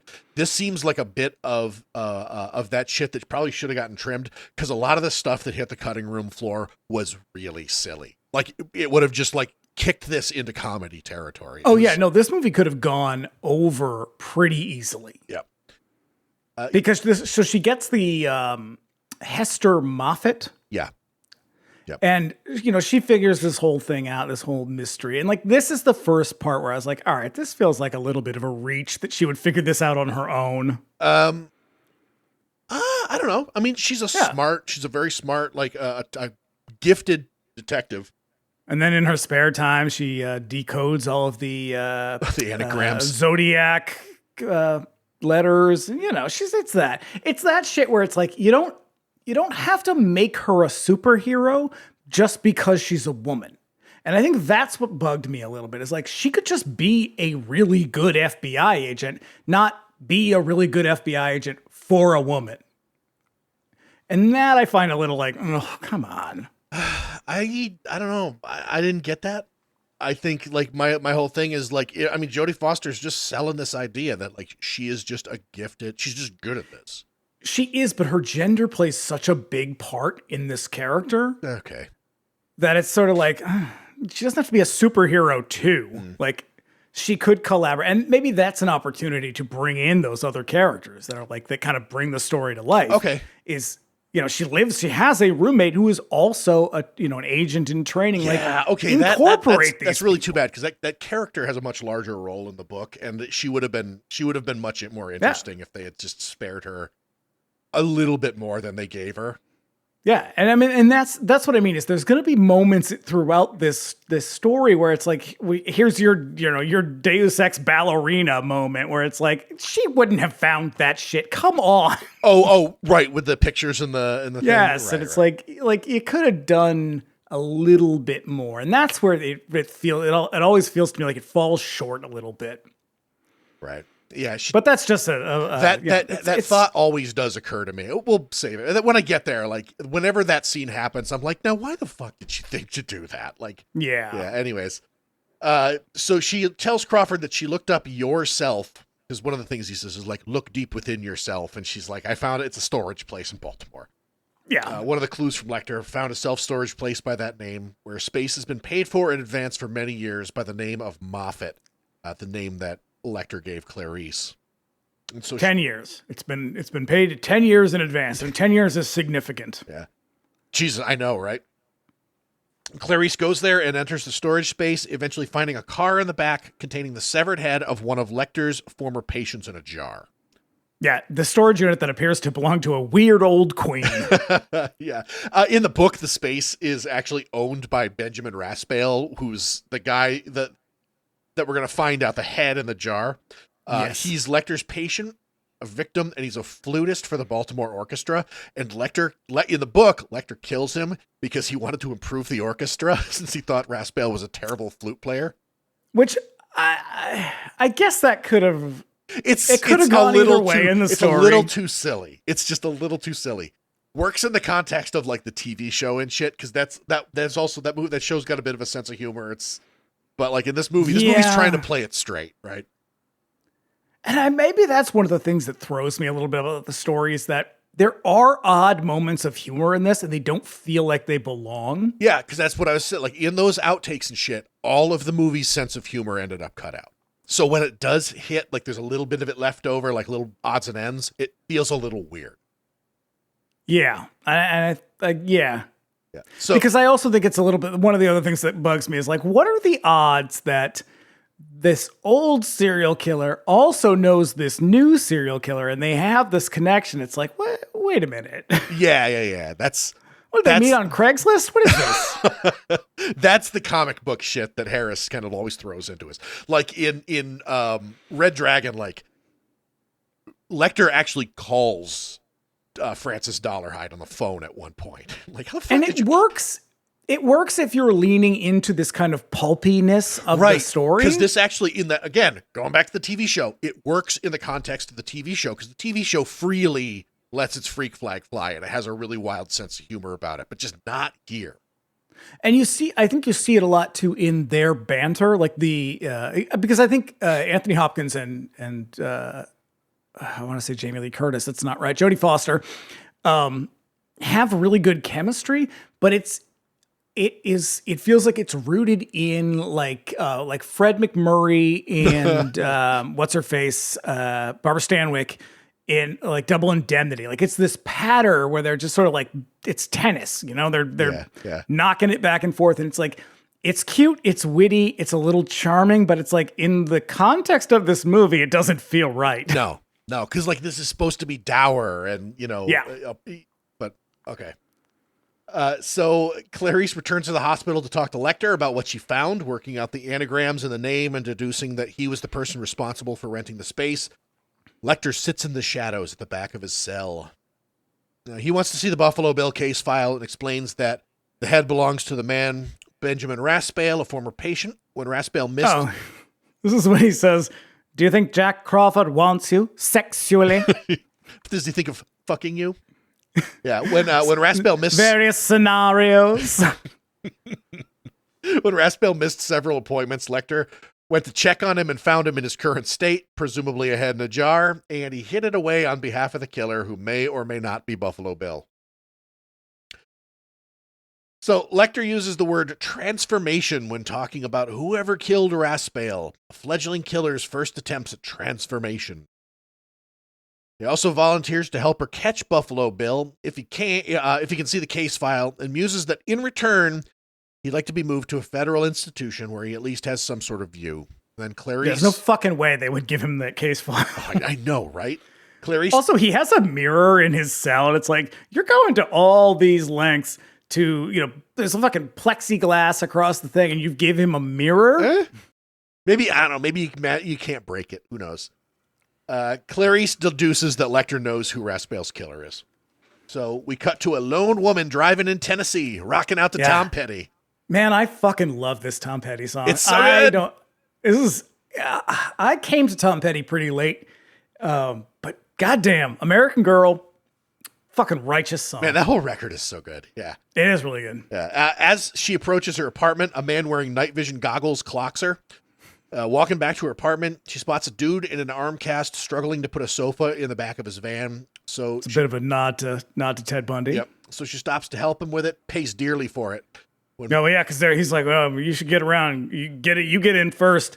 And then she gets in the thing, and he says, "Hey, say, you about a size 14? You about a size 14?" And my note says, "Rude." I know. Yep. Also, the sound of him punching her in the van is really upsetting. It's so intense. That's that fucking sound design, man. Yeah. So Brooke Smith, who plays Catherine, tried to get Demme to use Banned in DC by Bad Brains instead of Tom Petty.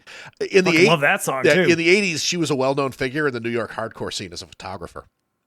Really? Yeah, I met her very briefly through a friend down in Rhode Island. She's very nice. When I was introduced before I met her, he was like, "Don't say shit about like lotion and baskets, all right? Just be cool." Be like, just ask her about the Bad Brains, and be like, "Well, you probably don't want to know anything about Bad Brains. They seem like real shitty people." she published a book of her photography called Sunday Matinee. Really? Yeah, you can go to the website and it's like photos of her and like Roger Murray and Harley, not Harley Flanagan. Warren. Yeah. How about that? Yeah, so there's a, I don't know if it's been confirmed or not, but she was dating Ted Levine at the time. Yeah. Yeah. And I don't know if that's actually like a confirmed thing. It might be a little apocryphal. I've read several reports in like just notes here and there that like they were pretty tight on the set. I mean, I get it. Like he's a good looking dude, but that's a rough dynamic you got to have in this film, though. I know you're in your. Then again, I mean, they're only in like 2 scenes together. I know you're in your trailer. There's a makeout sesh happening, and then you go into the set. You have to get down to you have to put the lotion in the basket. Yeah, he's up there. It's like I have to mock you viciously. Yeah. So yeah, I've always wondered about that voice that he has in this because it's distinct. And it's very much like a character. I mean, detail. It's kind of his own voice a little bit, but there's definitely an affectation to it. That. He has a very deep voice. Yeah, but in this, he has he's doing something. That's very strange. He's a way of talking where he's almost not moving his jaw. Yeah, so it's almost like he's talking like Eddie Vedder sings. Okay, yeah, and he's also there's like a weird almost laugh to everything he says. Yeah, like especially sarcastic at the end when Clarice has like don't ruin it. Don't ruin my moment. Okay, okay, all right. Yeah. So at Quantico, Starling is pulled out of a training sesh to accompany Crawford to West Virginia. In the smallest plane I've ever seen. It's just a Cessna. Why is this plane so small? It's a Cessna. It's a single-engine plane. They're just squeezed into the back. But so okay, I wouldn't have thought much of this except. Very often when we see Clarice, she is filmed in extreme, like close proximity to the other people she's with, and it's always a man. Yeah. And Like, in the scenes in the scenes where his like lap. her in the scenes where she and Crawford are driving in the car. Like they're almost head to head, even though she's in the back seat. Yes. And so I wonder if there's something to that, but it's like, it's very noticeable that they're like in each other's laps in this plane. It's like, you're the FBI. Do you not have a bigger plane? No, they don't. They have like shit. They have like shit budgets, man. They're like scratching and scraping all the time. Law enforcement in the United States? Yeah, they have no fucking money, I'm sure. CIA gets all the fucking budget. Then they're in the car and he says, yeah, sir, she has any questions. And I thought, yeah, am I going to get paid for any of this? You're just going to keep exploiting me and putting me in danger. Yeah. So he runs her through the known facts and asks Clarice to profile Bill, which is a fairly comprehensive profile based on the known facts. She also deduces that Crawford suspects that Lecter knows who Bill is and calls him out on it. Then they arrive at the funeral home where the latest body is being kept and run into This is where they do the flashback, and it's really fucking cool because it's such a seamless transition between present and past. And it's just smart editing. It's not like no special effects or nothing. It's just fucking perfect. The local sheriff greets them with some hostility. Crawford diffuses the situation by being high-key sexist for the cops in front of Clarice. Mm-hmm. This is another one of those moments where we get, like, they do a really good job of showing Clarice's otherness in these settings. Yeah. Because, again, like, she's always portrayed as, like, a small person. And she's actually not that small. Like, as a human being, she's not a small person. Like, it's the way they shoot her. Well, yeah, it's because they kind of, they always shoot her from above, and when they kind of do those panning shots of all of the cops, the angle is very low. It's like... Yeah, it's very Citizen Kane. It's like whenever they did anything in Burnt Offerings, like, it's always from a low angle. I like how I went Citizen Kane and you went Burnt Offerings. I also it's said like how I went Hannibal Rose and you went Hannibal. Yeah, I went Thomas Harris. You went Umberto Eco. Yeah, who knew? You were the cultured one. I'm a lot more highbrow than I thought. What with all my tchotchkes and toys? So with a few minutes to kill, Clarice's attention is drawn to a wake in progress, and she approaches the coffin, flashing back to her childhood where she was at her father's wake. It's chaos in the examining room with cops everywhere, and then Clarice single-handedly clears the room so the FBI and the examiner can run an exam. And when they unzip the body bag, they reveal a body that's been in the water for some time. Clarice struggles with the condition of the body, but pushes through, anxiously recording her observations. She notices that the body is missing some fingernails, and then looking at a photo taken of the victim's mouth, she notices that there's something lodged in her throat. Now, this is when he says, what do you see? And she says, her ears are pierced 3 times, and her nail polish, it looks like town to me. Right. Shady. Very shady. So when they remove it, they find a large cocoon. Then they turn the body over, revealing 2 diamond-shaped cuts where the skin was removed. And that medical examiner, the guy, he looks... Oh, he was on Deadwood. Oh, that's where I saw him. He looks so familiar. He was the doctor on Deadwood. Yeah. Did you watch it, Deadwood? Yeah. That show fucking ruled. On the way out of town, Crawford explains why he did the sexist shit at the funeral home, explaining that he was putting on a show for the locals and didn't mean it. But given how dismissive the local cops were of her, she points out that it matters how he behaves. Yeah, stick up for yourself and for all women, Clarice. Fuck this guy. Yeah. So Clarice takes the cocoon to a pair of entomologists at the Smithsonian Institute for identification. And they're a pair of... Oh, you mean the lone gunman that she goes to? Yes, the lone gunman. I thought the same fucking thing.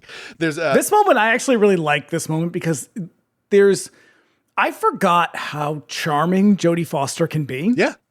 And she's very, very charming in this moment. There's a couple of moments where she really, like, there's the moment at the self-storage place where she's pretty charming, and then here she is as well. And it's like, it's a weird moment here, but there's something kind of cute to it. Yeah, well, I think that this was a sort of a deliberate moment because Chilton hits on her, and she's just like, "What the?" Well, because he's a fucking scumbag. But then one of these doctors does too. But he's just way overt about it. He's awkward, and he's kind of cute about it, and she just plays along with it, and it's just sort of a contrast, you know.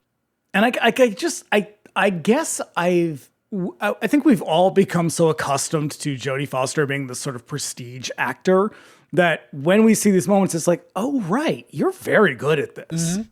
Yep. Like, even when she was a child actor, she always played these very precocious characters. And so to see her be sort of playful and natural, it's like it's a really nice moment in this movie. Yeah. So they carefully remove the cocoon, revealing a moth with a skull-shaped pattern on its back, calling it the Death's Head moth, an insect only found in the climates of certain parts of Asia. Concluding that the person who raised it did so from imported eggs and with great care. Hey, these moths, fucking disgusting. They're intense. I think part of it is they're also huge. We went to, I don't know, it might have been the last time that we all went to Salem. We were in, I can't remember some store, it's like a fucking tchotchke store or whatever. And Elena bought. In Salem? Yeah, believe it or not, Elena bought a pinned Death's Head moth. And I was like, if I ever found one of those in my home, I would have to burn the house down. I would have no choice. What choice would you have? You have to. Yeah, it's like our last when we moved to our last apartment, we found these they're called I don't know if they're house centipedes or something. They're the most terrifying bug I've ever seen in my life, and I was like, "Oh, I can't live here, I guess." No, you just got to take off and nuke the site from orbit. It's the only way to be sure. I read an article today that was like, "Oh, the timber rattlesnakes are making a big comeback in Massachusetts." I was like, "Well, time to pack up and move, I guess." They got aggressive turkeys, timber rattlesnakes. Look, I thought moving to a city, I wouldn't have to deal with any of this. God damn it. Well, the country follows you. So we then cut to the basement of a serial killer as similar moths fly around. We steady cam around the basement moth habitat, an operating room, and into a sewing room where the lone naked man busily works the sewing machine while a woman yells in the distance, panning past the man into a dirt floor room with a large pit in it, and we don't see the bottom of it yet. It's not, everybody describes it as a pit. It's a well. Because nobody ever calls it a well, and it just looks like a pit. I see it as a pit. Then again, we also had a dry well in that fucking house we lived in Northampton. So what are you talking about? In the fucking barn. They covered it up because it was dangerous. Immediately as soon as we moved in. I feel like that's something I would have gone down into. Believe me, I wanted to. Actually, that house's lower regions was terrifying. So at Quantico, says you. I'll tell the story about you hiding in the closet if you want. That story is fucking crazy. No, we're running long already. All right. I'll save it for TikTok. So remember that social media. You're gonna get a story about a supposed haunting and him hiding in his closet. That fucking house was haunted as hell. No, it wasn't. Hauntings aren't real. Ghosts are fake. Anyway, at Quantico, Clarice catches a news report identifying Bill's latest victim. It is Catherine Martin, daughter of a U.S. senator. Senator Martin gives a statement. Lover of Tom Petty. Just like the rest of us. No. Yeah. Clarice, with a heightened purpose to rescue Catherine, goes back to see Lecter running afoul of Chilton, who Lecter refuses to cooperate with. So Clarice presents Lecter with an offer. Well, quid pro quo, yeah. Clarice. If he divulges the identity of Buffalo Bill, he'll be moved to a federal facility with some perks if he helps. So, this is where he has a couple questions. He says, was she a large girl? Roomy. Big through the hips? Roomy? Jesus Christ, roomy? Oh, man, yeah. The fuck? That is such a strange adjective. Yeah. Lecter this is when they start throwing around the terms transsexual and transvestism, and it's like it's just jarring now to hear those terms. It's so old-fashioned. And to be fair, those are different things. Yes. Like there are people who have a sexual fetish where they derive, some sort of pleasure from dressing up in the other gender's clothing. But these are different things. And it's like, just to hear people tossing them around so casually, it's like, oh man. It's like when you watch movies from the 90s and they use certain slurs and it's like, God. Yeah. They haven't lost their edge. Really, they hit pretty hard. Yeah. So Lecter offers to cooperate, but only if she tells him some things about herself. He wants to know the worst thing that ever happened to her. So, did the rancher make you perform fellatio? So she tells him the story of her father's death when she was 10, leaving her an orphan. And then we go over to Lecter knows things about the murders. They were larger women, and he knew about the cocoon, a symbol of change, indicating because they're roomy. They're roomy. That's the proper medical term. Yep. He then asks for more details about her life. Clarice explains that she was moved to a distant family member's farm in Montana that she eventually ran away from. This is where we get that mirroring shot of Yes. I don't know why it struck me. Like, so I've been watching a lot of Ingmar Bergman lately. Yeah. And I don't know. You are definitely the classier of the two of us. Vindicated. But I was like, I've been noticing more. I don't know, maybe it's this podcast. Who fucking knows? But I've been noticing more of these just like really beautiful moments in movies, just really subtle things that directors and cinematographers do. Regardless, I mean, we see them in John Carpenter movies where like there's just like moments that are so stunning, and this is one of them where I was like, that is some real clever shit right there, because it tells you everything you need to know about their relationship. That when she's talking, you can still see him right next to her, even though he is not next to her, and then vice versa. It's just a really nice touch in a movie where you don't get a lot of those touches. Yeah. So I think he wants to throw a little artistry in there. Yeah, it's a great moment. Lecter explains that Bill's derangement has him convinced that he's trans, but he isn't really. Oh, this is where we get the pathology and the savagery and the brutality. Yeah. And then he probably applied to and been rejected by one of the 3 hospitals that do gender reassignment surgery, and that she should look there. While they talk, we cut away to Chilton's office where he listens to their conversation through hidden mics. This is another one of those. I guess one of the things that bothers me about this is the kind of dragnettiness of it all. Like there's a little bit of like Inspector Gadget going on here where I'm like, what the fuck is this? Come on. Yeah. Now we cut back to Bill's basement. He sits at the top of the pit, insisting that it rubs the lotion on its skin. It does this whenever it's told. So good. Love this fucking scene so much. And also, I mean, I think Ted Levine I think his performance is the standout performance in this movie because he is so unsettling. Extremely. It's a little bit of the script, but it's also a lot of just the way that he delivers it. You know, he's got that weird voice. He keeps calling Catherine it. It rubs the lotion on its skin. Does this whenever it's told. Now it places the lotion in the basket. Put the fucking lotion in the basket! Put the fucking lotion in the basket! My favorite part, and a thing that I do quite frequently, is when she starts screaming and he starts going, ah! Yeah. So fucking good. The light with the basket illuminates the walls of the pit, revealing bloody scratches and the missing fingernails of the last victim, and Bill ruthlessly, cruelly mocks Catherine's screaming. And look, this moment is really gratuitous and stupid, but it's also really upsetting. It is. It's like we are seeing this man's like psychopathology on display fully, and it's fucked up. And it is alienating like it ought to be. So, and it's so, I don't know. It's like to want to root your movie in real psychopaths and real serial killers, but to also make them cartoonishly villainous is a very odd choice. Yeah. Well, here's the thing is, like, some of these guys, like, you read about them and you're like, Jesus fucking Christ, this is like the most harrowing shit I've ever heard. But like, there's also a banality to it. Like to a character like BTK or something like that, where there's a sort of high flying quality to the man's sort of methods, but like the way that he conducted himself is just really fucking boring.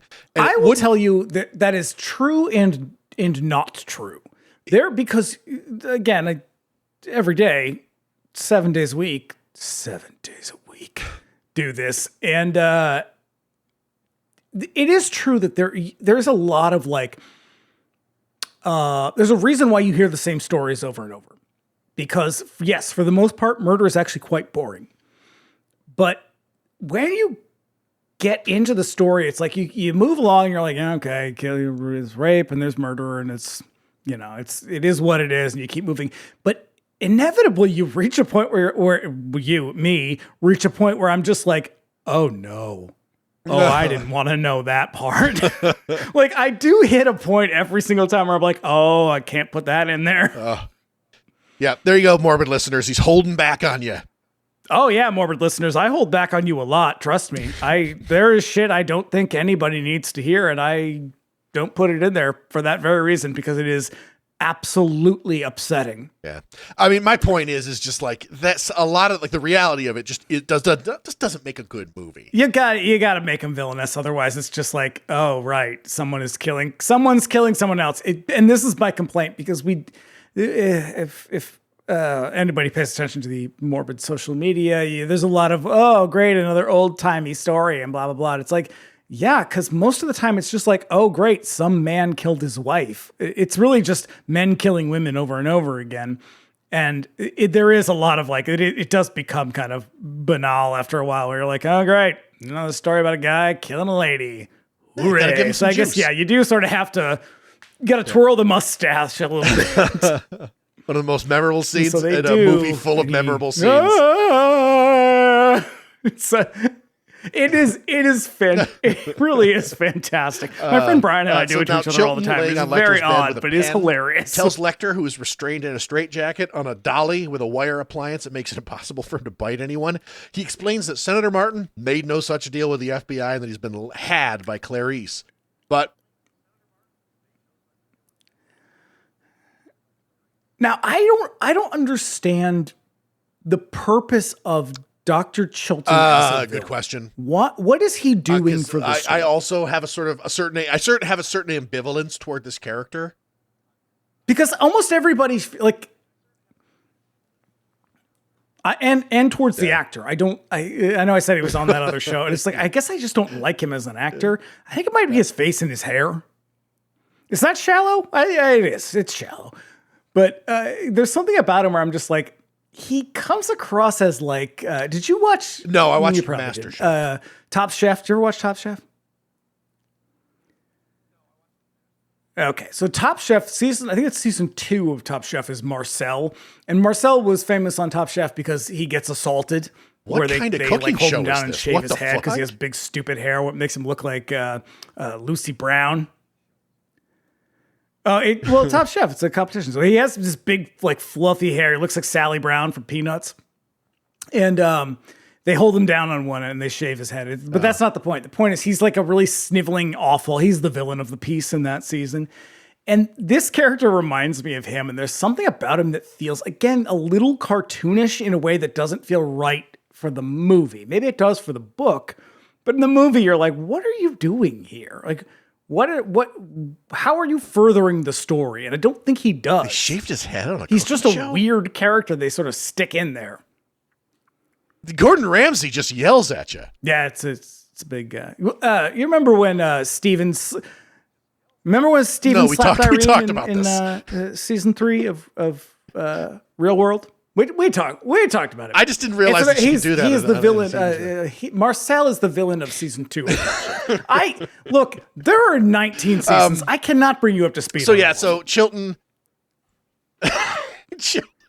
explains that how do you come back from that? I don't know. He made a deal with the actual senator to do what Clarice said she was going to do. But also, it's implied that he leaves the pen on Lecter's bed.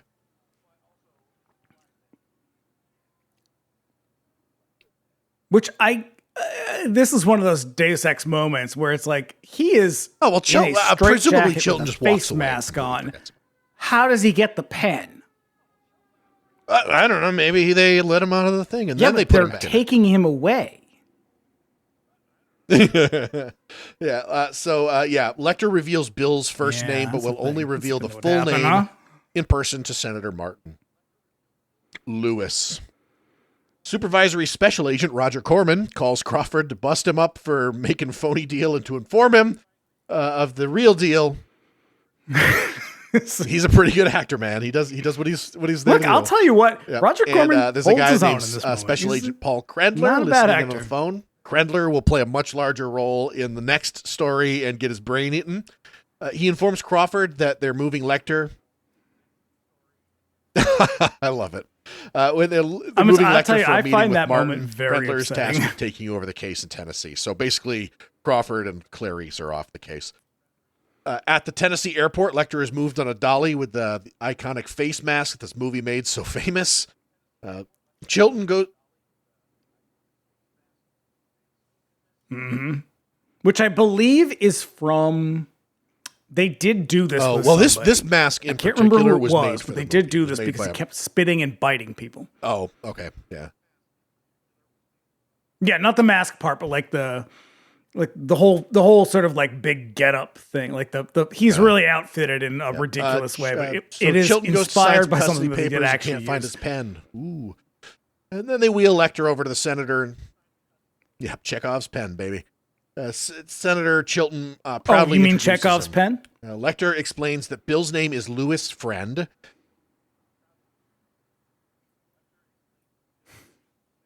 This is what he says. Yeah. Lewis Yeah, had in the book, murdered a transient Bill's and deteriorating done mental state things causes with her Brassfield to leave him skin. for another guy, and in a fit of rage, Bill kills the other guy and makes an apron out of his skin. Yeah, it's pretty silly.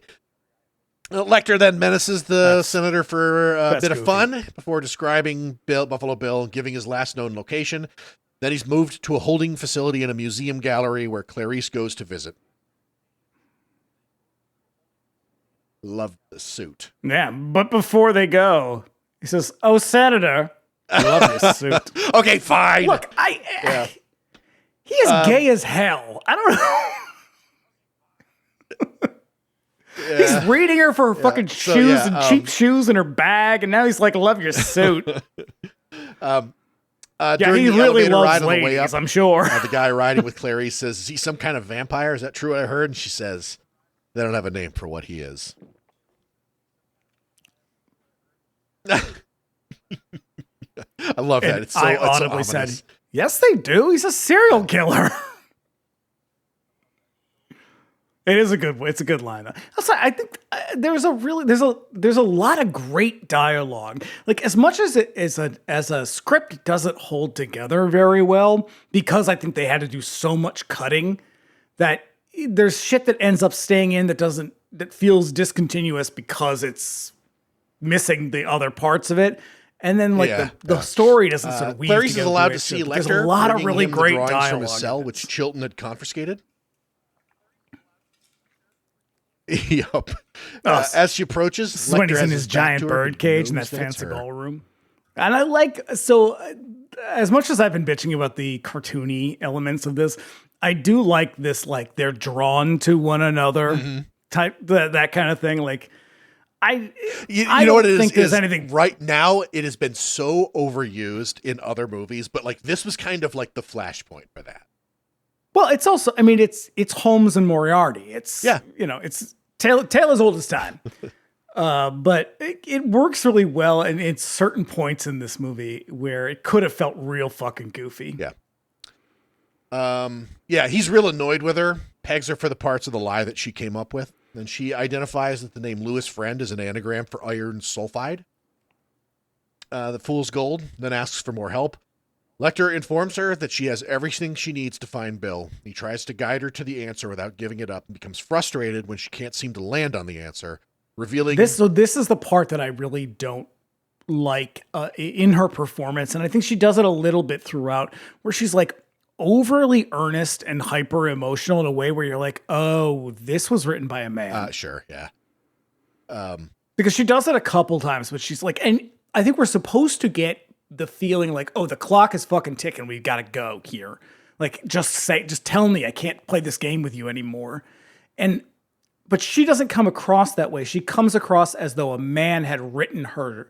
This is how he thinks a woman would come across that way. And it's like, that's the part where I'm like, this doesn't feel, again, authentic to this character.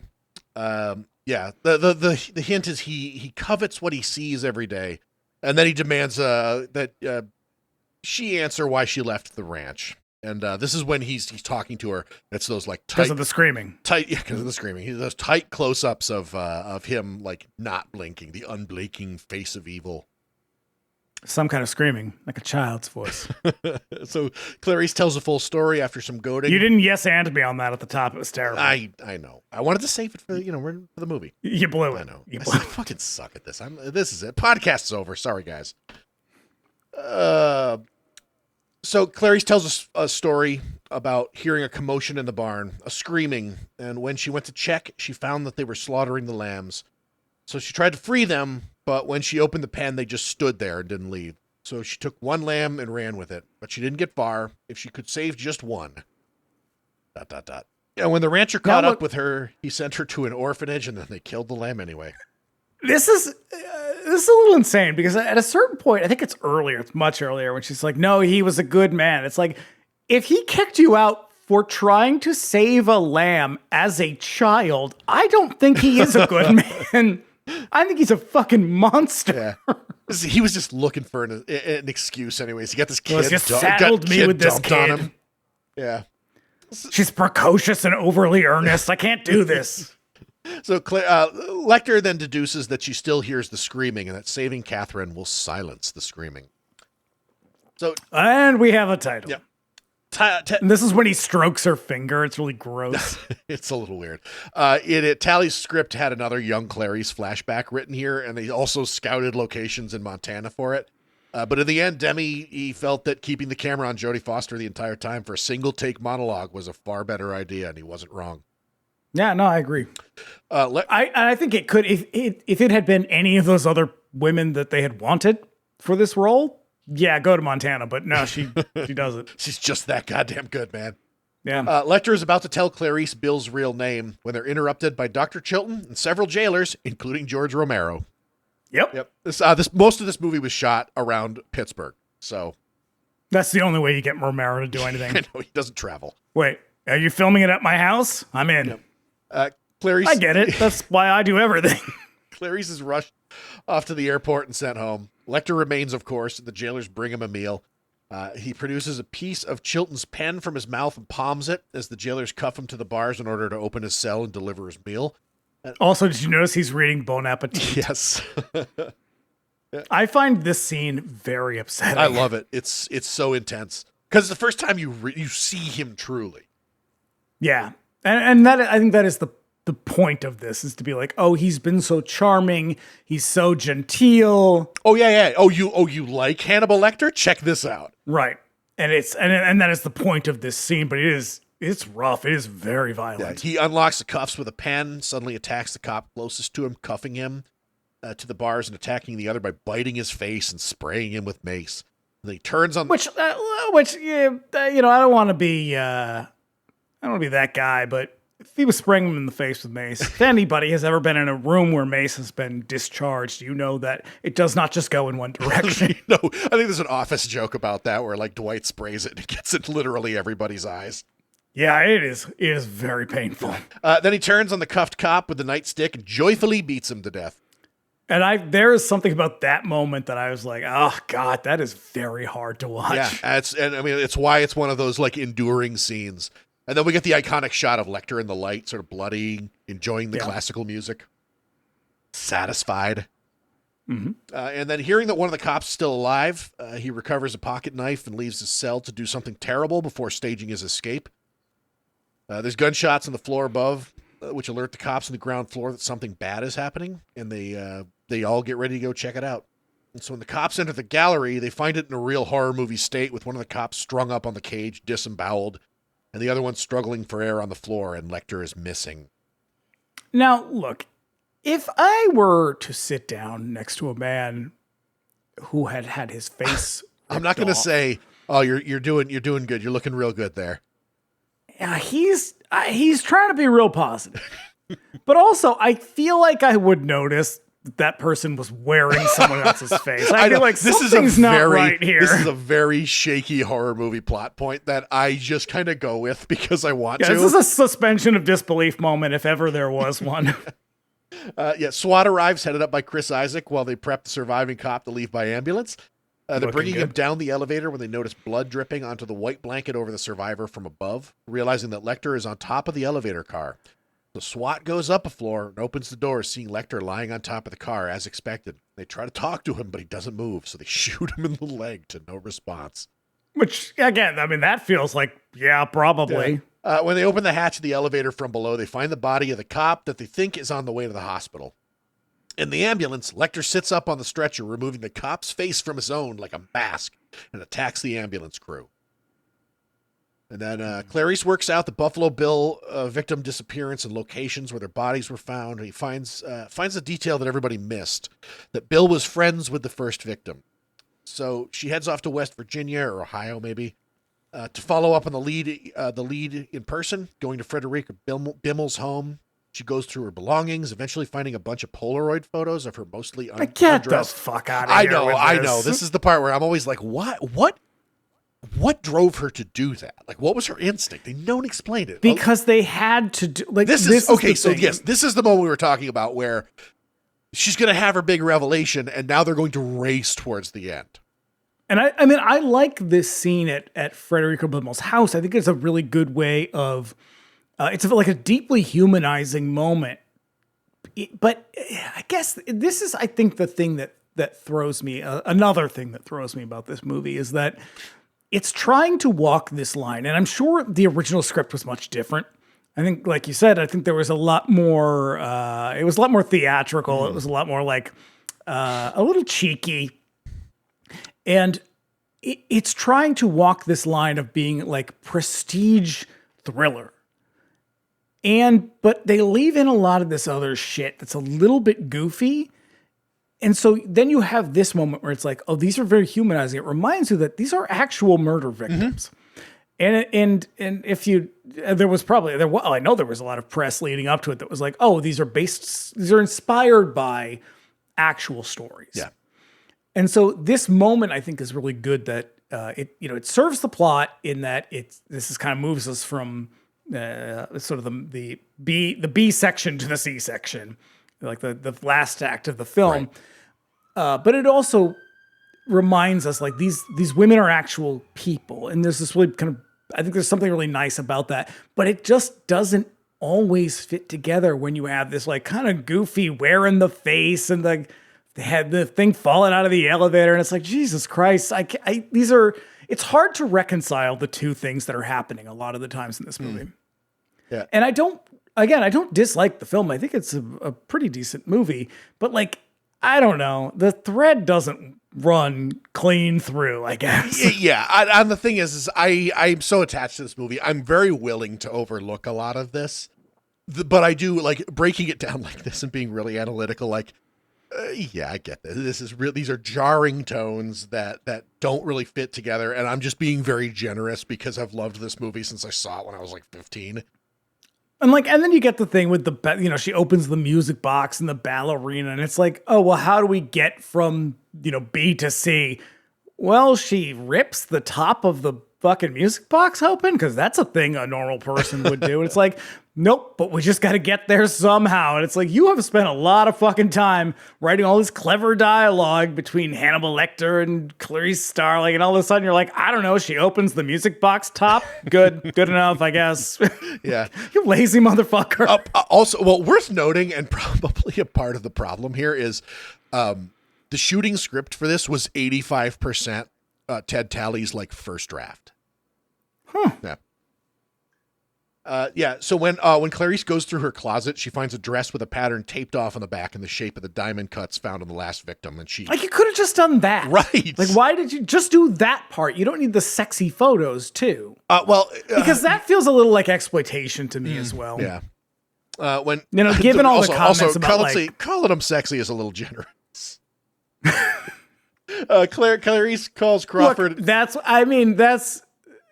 This is a fat shamey movie, let's be fair. And that's essentially what I think the photos are trying to do. And it's a little bit shitty. Like, you didn't even need it. You've got the dress with the diamond pattern on the back that matches her. Like, you've got your fucking I know. thing. You don't even need this fucking part. thing. If they cut this out, the movie would have been the same. Yeah. So Clarice calls Crawford, frantically reports that he's making a suit out of his victim's skin. But Crawford tells her en route that they know who he is and they're on the way to nab him. His real name. She gets robbed of glory. Yeah, his by this fuckhole Jack Crawford. But he does say, couldn't have got here without you. Mm-hmm. Yeah, sure. Yeah, but Jack's been had. His real name is Jamie Gum.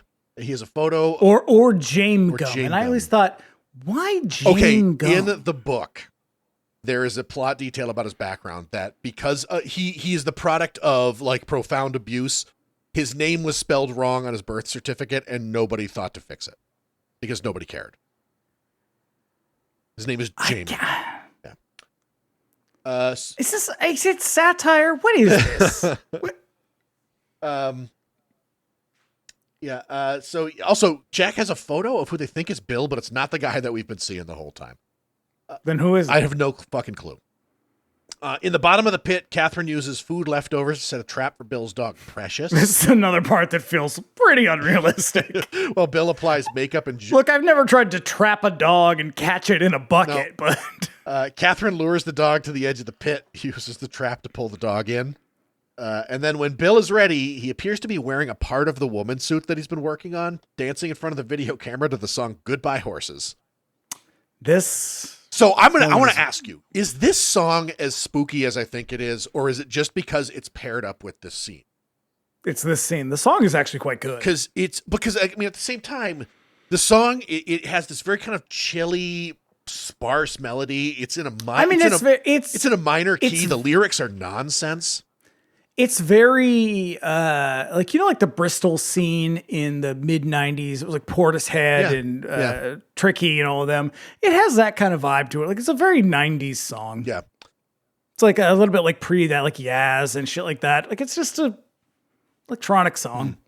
But yeah, something about it is always, I find it a very haunting song. But like the preparation, there's a little bit of discordance, I think, in the vocals, maybe. Yeah. Because I mean, it's like I said, I think mostly what the problem is it's all minor key, which just is sad songs, Well, and also, I mean, that's how you can tell, like, this is a very effective use of music. If you're just like, I know immediately what that brings to mind. Yeah. This very sexy dance. Right. And this song makes me want to just shake it off. This is not the first time he's used this song in a movie. I know. Demme used the song in Something Wild. He met her while she was a struggling artist, and she picked him up in a cab because she was a taxi driver. And she was like, hey, do you work in the music industry? And he's like, no, I'm a filmmaker. And she's like, well, fuck it, here's my song, and played it anyways. And he was like, what is this? This is amazing. Because like he uses this song in Married to the Mob also. There's another song of hers in Something Wild, and I believe she actually performs in Philadelphia. Yes, she is in Philadelphia. And I think this is a great song. I've only heard a couple other songs, and I'm not impressed with it, but like I think this is a good song. Yeah. There is just something about it that's very captivating. Like I said, it sticks with you, paired with this really fucked up scene.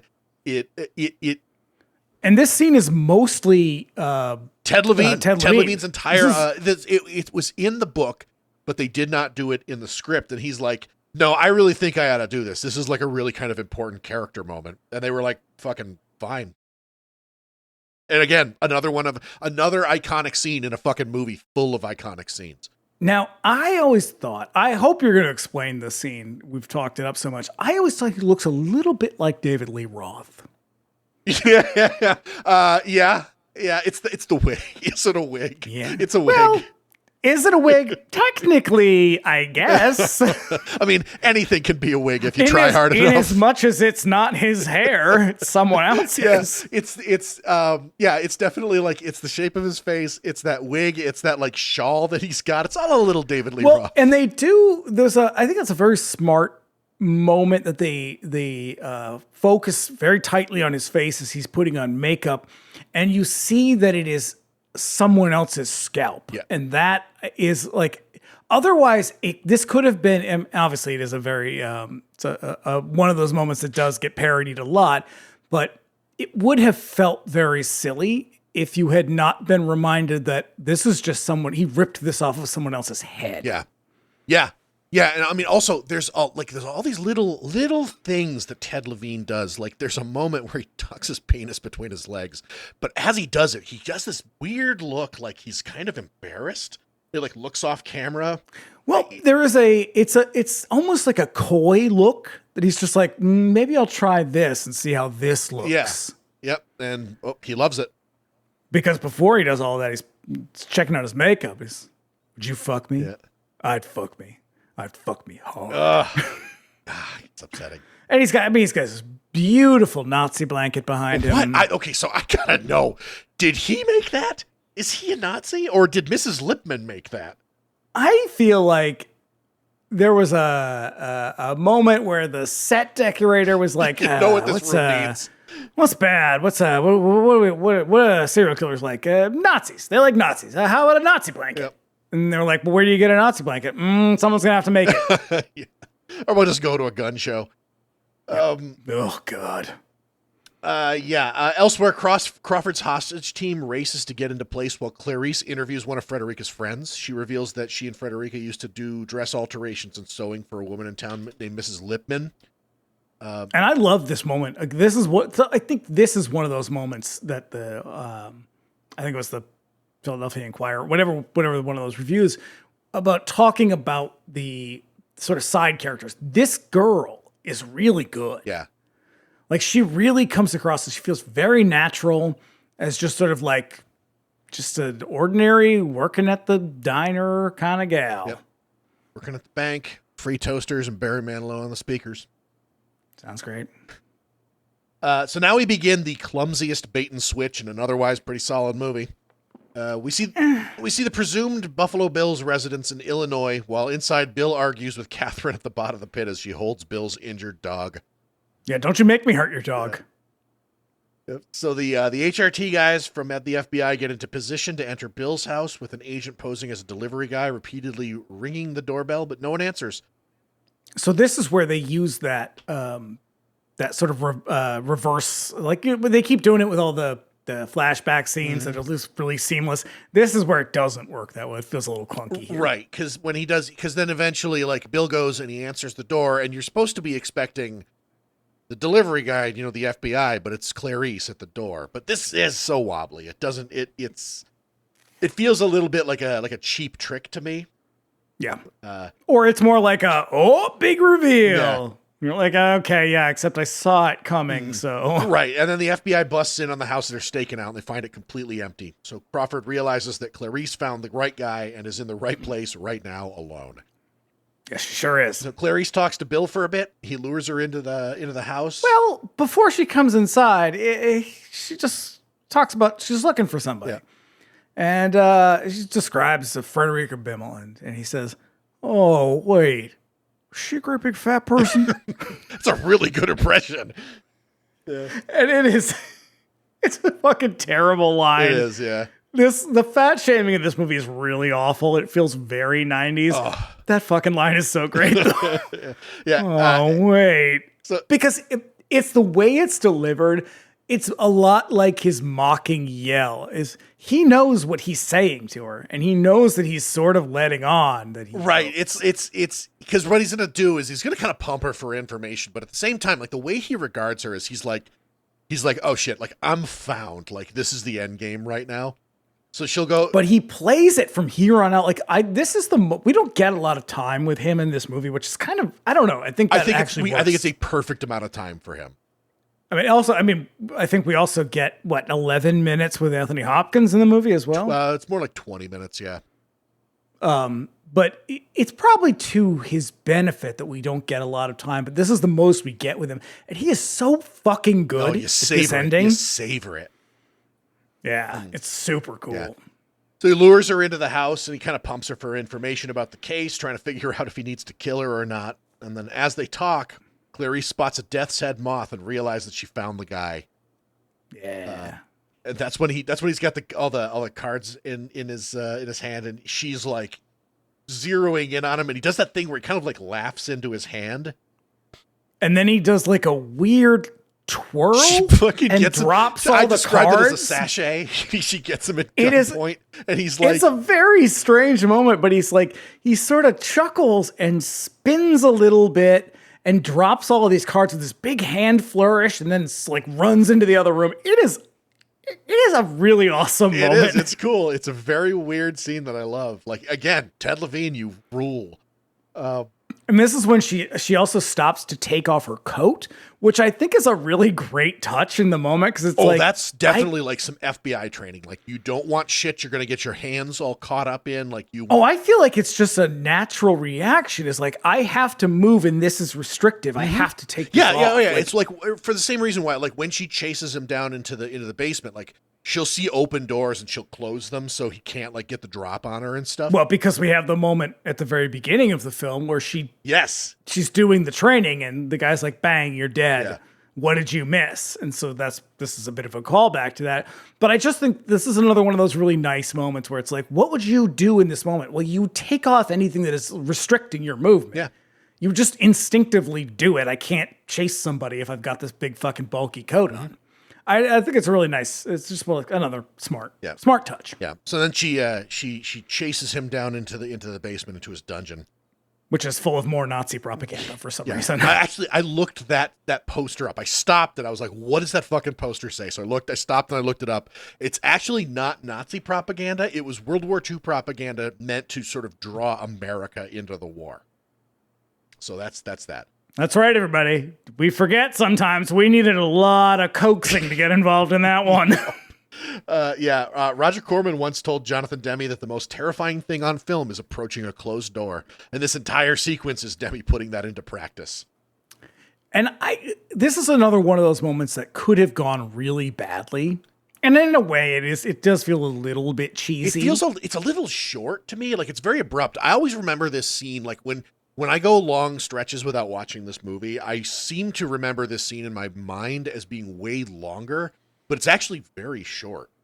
And I think that's a good choice though. Like, in reality, this is a very small house. Mm-hmm. Like, one of you is going to kill the other pretty quickly. Yeah. At a certain point, Clarice bursts into a room containing a bathtub full of putrid water and the body of the former Mrs. Lippman. Also we finally see the woman suit at one point. It's like, yeah.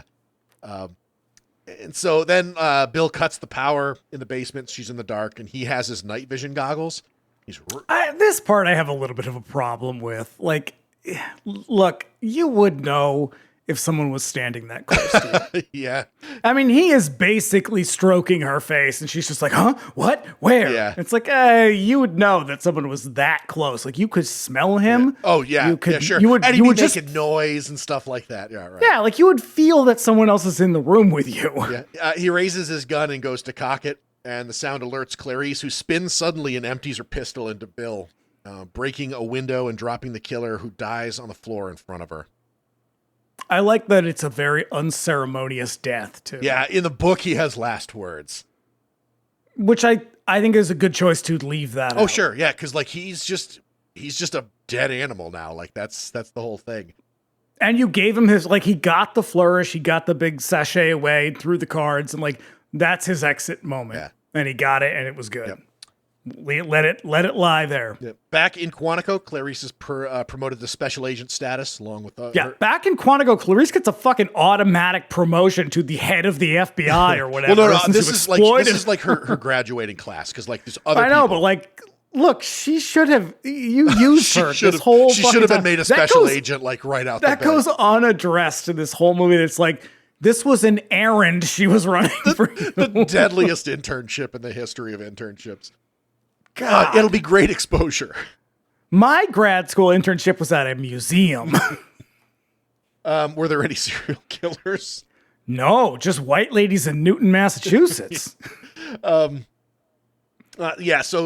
Crawford congratulates her, and then he sort of beats it. Then she takes a phone call from Lecter, who also before that, they have to eat the shiniest cake I've ever seen. It's definitely movie food. That thing's been sitting around for hours under hot lights. We also we bring Ardelia back, and I'm like, whoa, I forgot about her. Yeah. I'm glad Ardelia didn't get murdered. I feel like it's 1991. It's a very strong possibility. Yeah. Lecter congratulates her and asks her if the lambs... This fucking epilogue. This is so unnecessary. Asks her if the lambs have stopped screaming. And then he assures her that he won't come after her, and then informs her that he has to go. He's having an old friend for dinner, Hey, dude, they cut to Hannibal Lecter in this terrible Klaus Kinski wig and an awful Panama hat. Yeah. Yep. We see Dr. Chilton getting off a nearby plane in the Bahamas. It's so fucking dumb. Yep, that's it. That's the late great Hannibal Lecter that Donald Trump is always talking about. Well, that and sharks. And he hangs up and follows Chilton. He's definitely not losing his mind. No, always does it. Loves it. Loves to get the press talking about it. Why does he say that? Who fucking cares? Shut up. Yep. Then he hangs up and he follows Chilton into the crowd as he walks away. Roll credits. I hate the end of this movie. It's clumsy. It's clumsy and it's rushed. But it also brings us back to again. The more you talk about the book, the more I'm kind of thinking about it in the context of the movie. And it's like, there's all this goofy shit that maybe you can make it work in a book because you have a lot more room to kind of play with. But in the movie, you don't. And you've already decided the tone of your film is going to be serious. And so when you cap it with this fucking dumbass, bit at the end, it's like, I don't know. You kind of undid a little bit. It's of a what bit of, I think it's an ending that they shot and they kind of trapped themselves with, because I think that the tone of the movie was ultimately determined in editorial. And is this Carrie White's arm coming out of the ground? Is that what we're getting here? Like, is this like it's a little, there's gonna be a sequel? Yeah. I mean, that's exactly what it is. Really is. I mean, which just feels cheap. Because also you do kind of have to cap it off, because Lecter just kind of vanishes. And like, you can't end the movie without sort of going like, ping, here's where he's at right now. It would feel incomplete. There's probably a better way to do it. I guess. No, I guess you're right. I think you're right. I think it's just a really dumb, clunky way of being like, oh, but he's going to get one last zinger. And it's like, oh, you didn't need the fucking zinger. Yeah. Yep. Well, I gotta ask you. I got two questions. Are the lambs still screaming? Is my first question. Yes, they will always forever be screaming. And my second question is, how the hell does this movie hold up? This has got to be the most complicated version of that question I've asked yet. So for all of my gushing about this movie, I'm going to say something that I think really kind of clashes with that. I don't think this movie holds up very well. I enjoy watching it tremendously. However, it is so deeply rooted in 1991 that the kind of nostalgic moments that I feel as I watch it always kind of bring me back to where I was and what I was doing in that moment. That may or may not be a good thing. I like movies that sort of have a sort of ambiguity about them in terms of like where they were and when they were made. And this just doesn't really hold. It feels it is a movie that is anchored in its time. I was going to say it's so characteristic of its era, including the missteps. Yeah, and like and even it's like its worst misogynistic, homophobic, transphobic qualities. I think it's the fact that it's such a social, like a discussion that we're having now, something that we are as a society trying to fucking work out. It's something that kind of leaps to the fore in a way that makes me feel kind of bad watching it now, but it doesn't, ultimately it's something that I feel like I've reckoned with, but like, I don't know. It's something that it feels louder in the production than it really should be. But otherwise, it's a movie that I do love dearly, and I will continue to enjoy this movie, and I'll drag it out every now and then and watch it. But yeah, it feels so 90s in a way that doesn't necessarily work for it. Because I don't have many fond memories of movies of the 90s. So like there's a few, and there's some real sort of cultural, pop cultural items of the 90s that I do feel very strongly about. This is really not one of them. Yeah, this is very high 80s in aesthetic and in vibe and in tone. And it just, there's too many traps that it steps into that it didn't have to. And I think having said that, it's worth watching once at least. There's some really good performances. I think there's some great cinematography. There's a great score.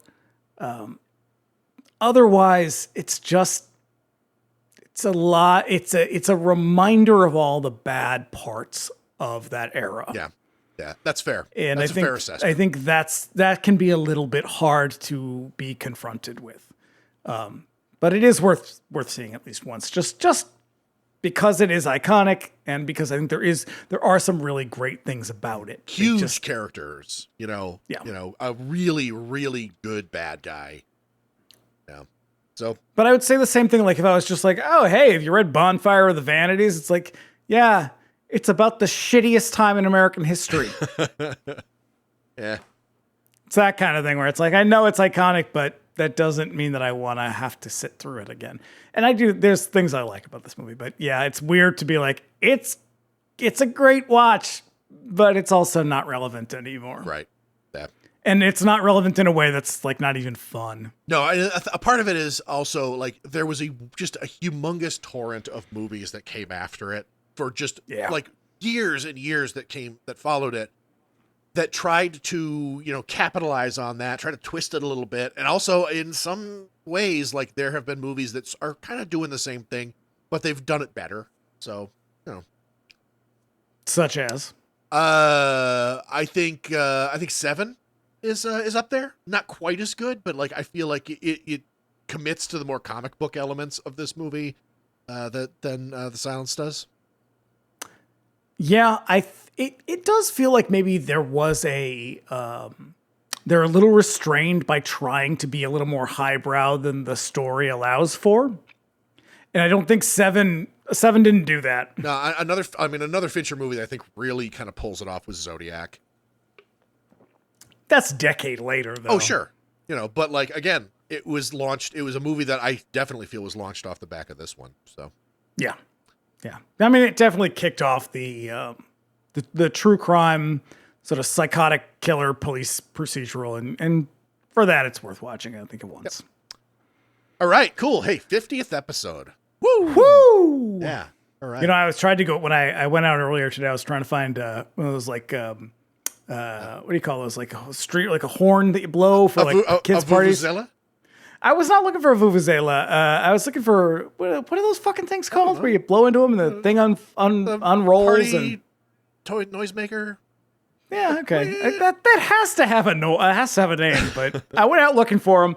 Couldn't find any. I mean, admittedly, I didn't look very hard, but that's, that's episode 50. This is quite a milestone. I'm very proud of it. We've come a long ways. We've grown tremendously. I still hear from listeners who've been with us from episode 1. So, and to you, I say thank you, and I'm sorry. I appreciate every one of you, and I hope you'll stick with us for the next 50. You took a big swing, and I hope it paid off. So, hey, what's next? Well, 99-cent rental. We'll be back in next week with Ghidorah, three-headed monster. In part of it's a two-part, a two-parter we're doing there. Get a little Godzilla in your life. With my dear friend, Godzilla. Also, 70th anniversary. Everybody get out there, buy Godzilla art, like me.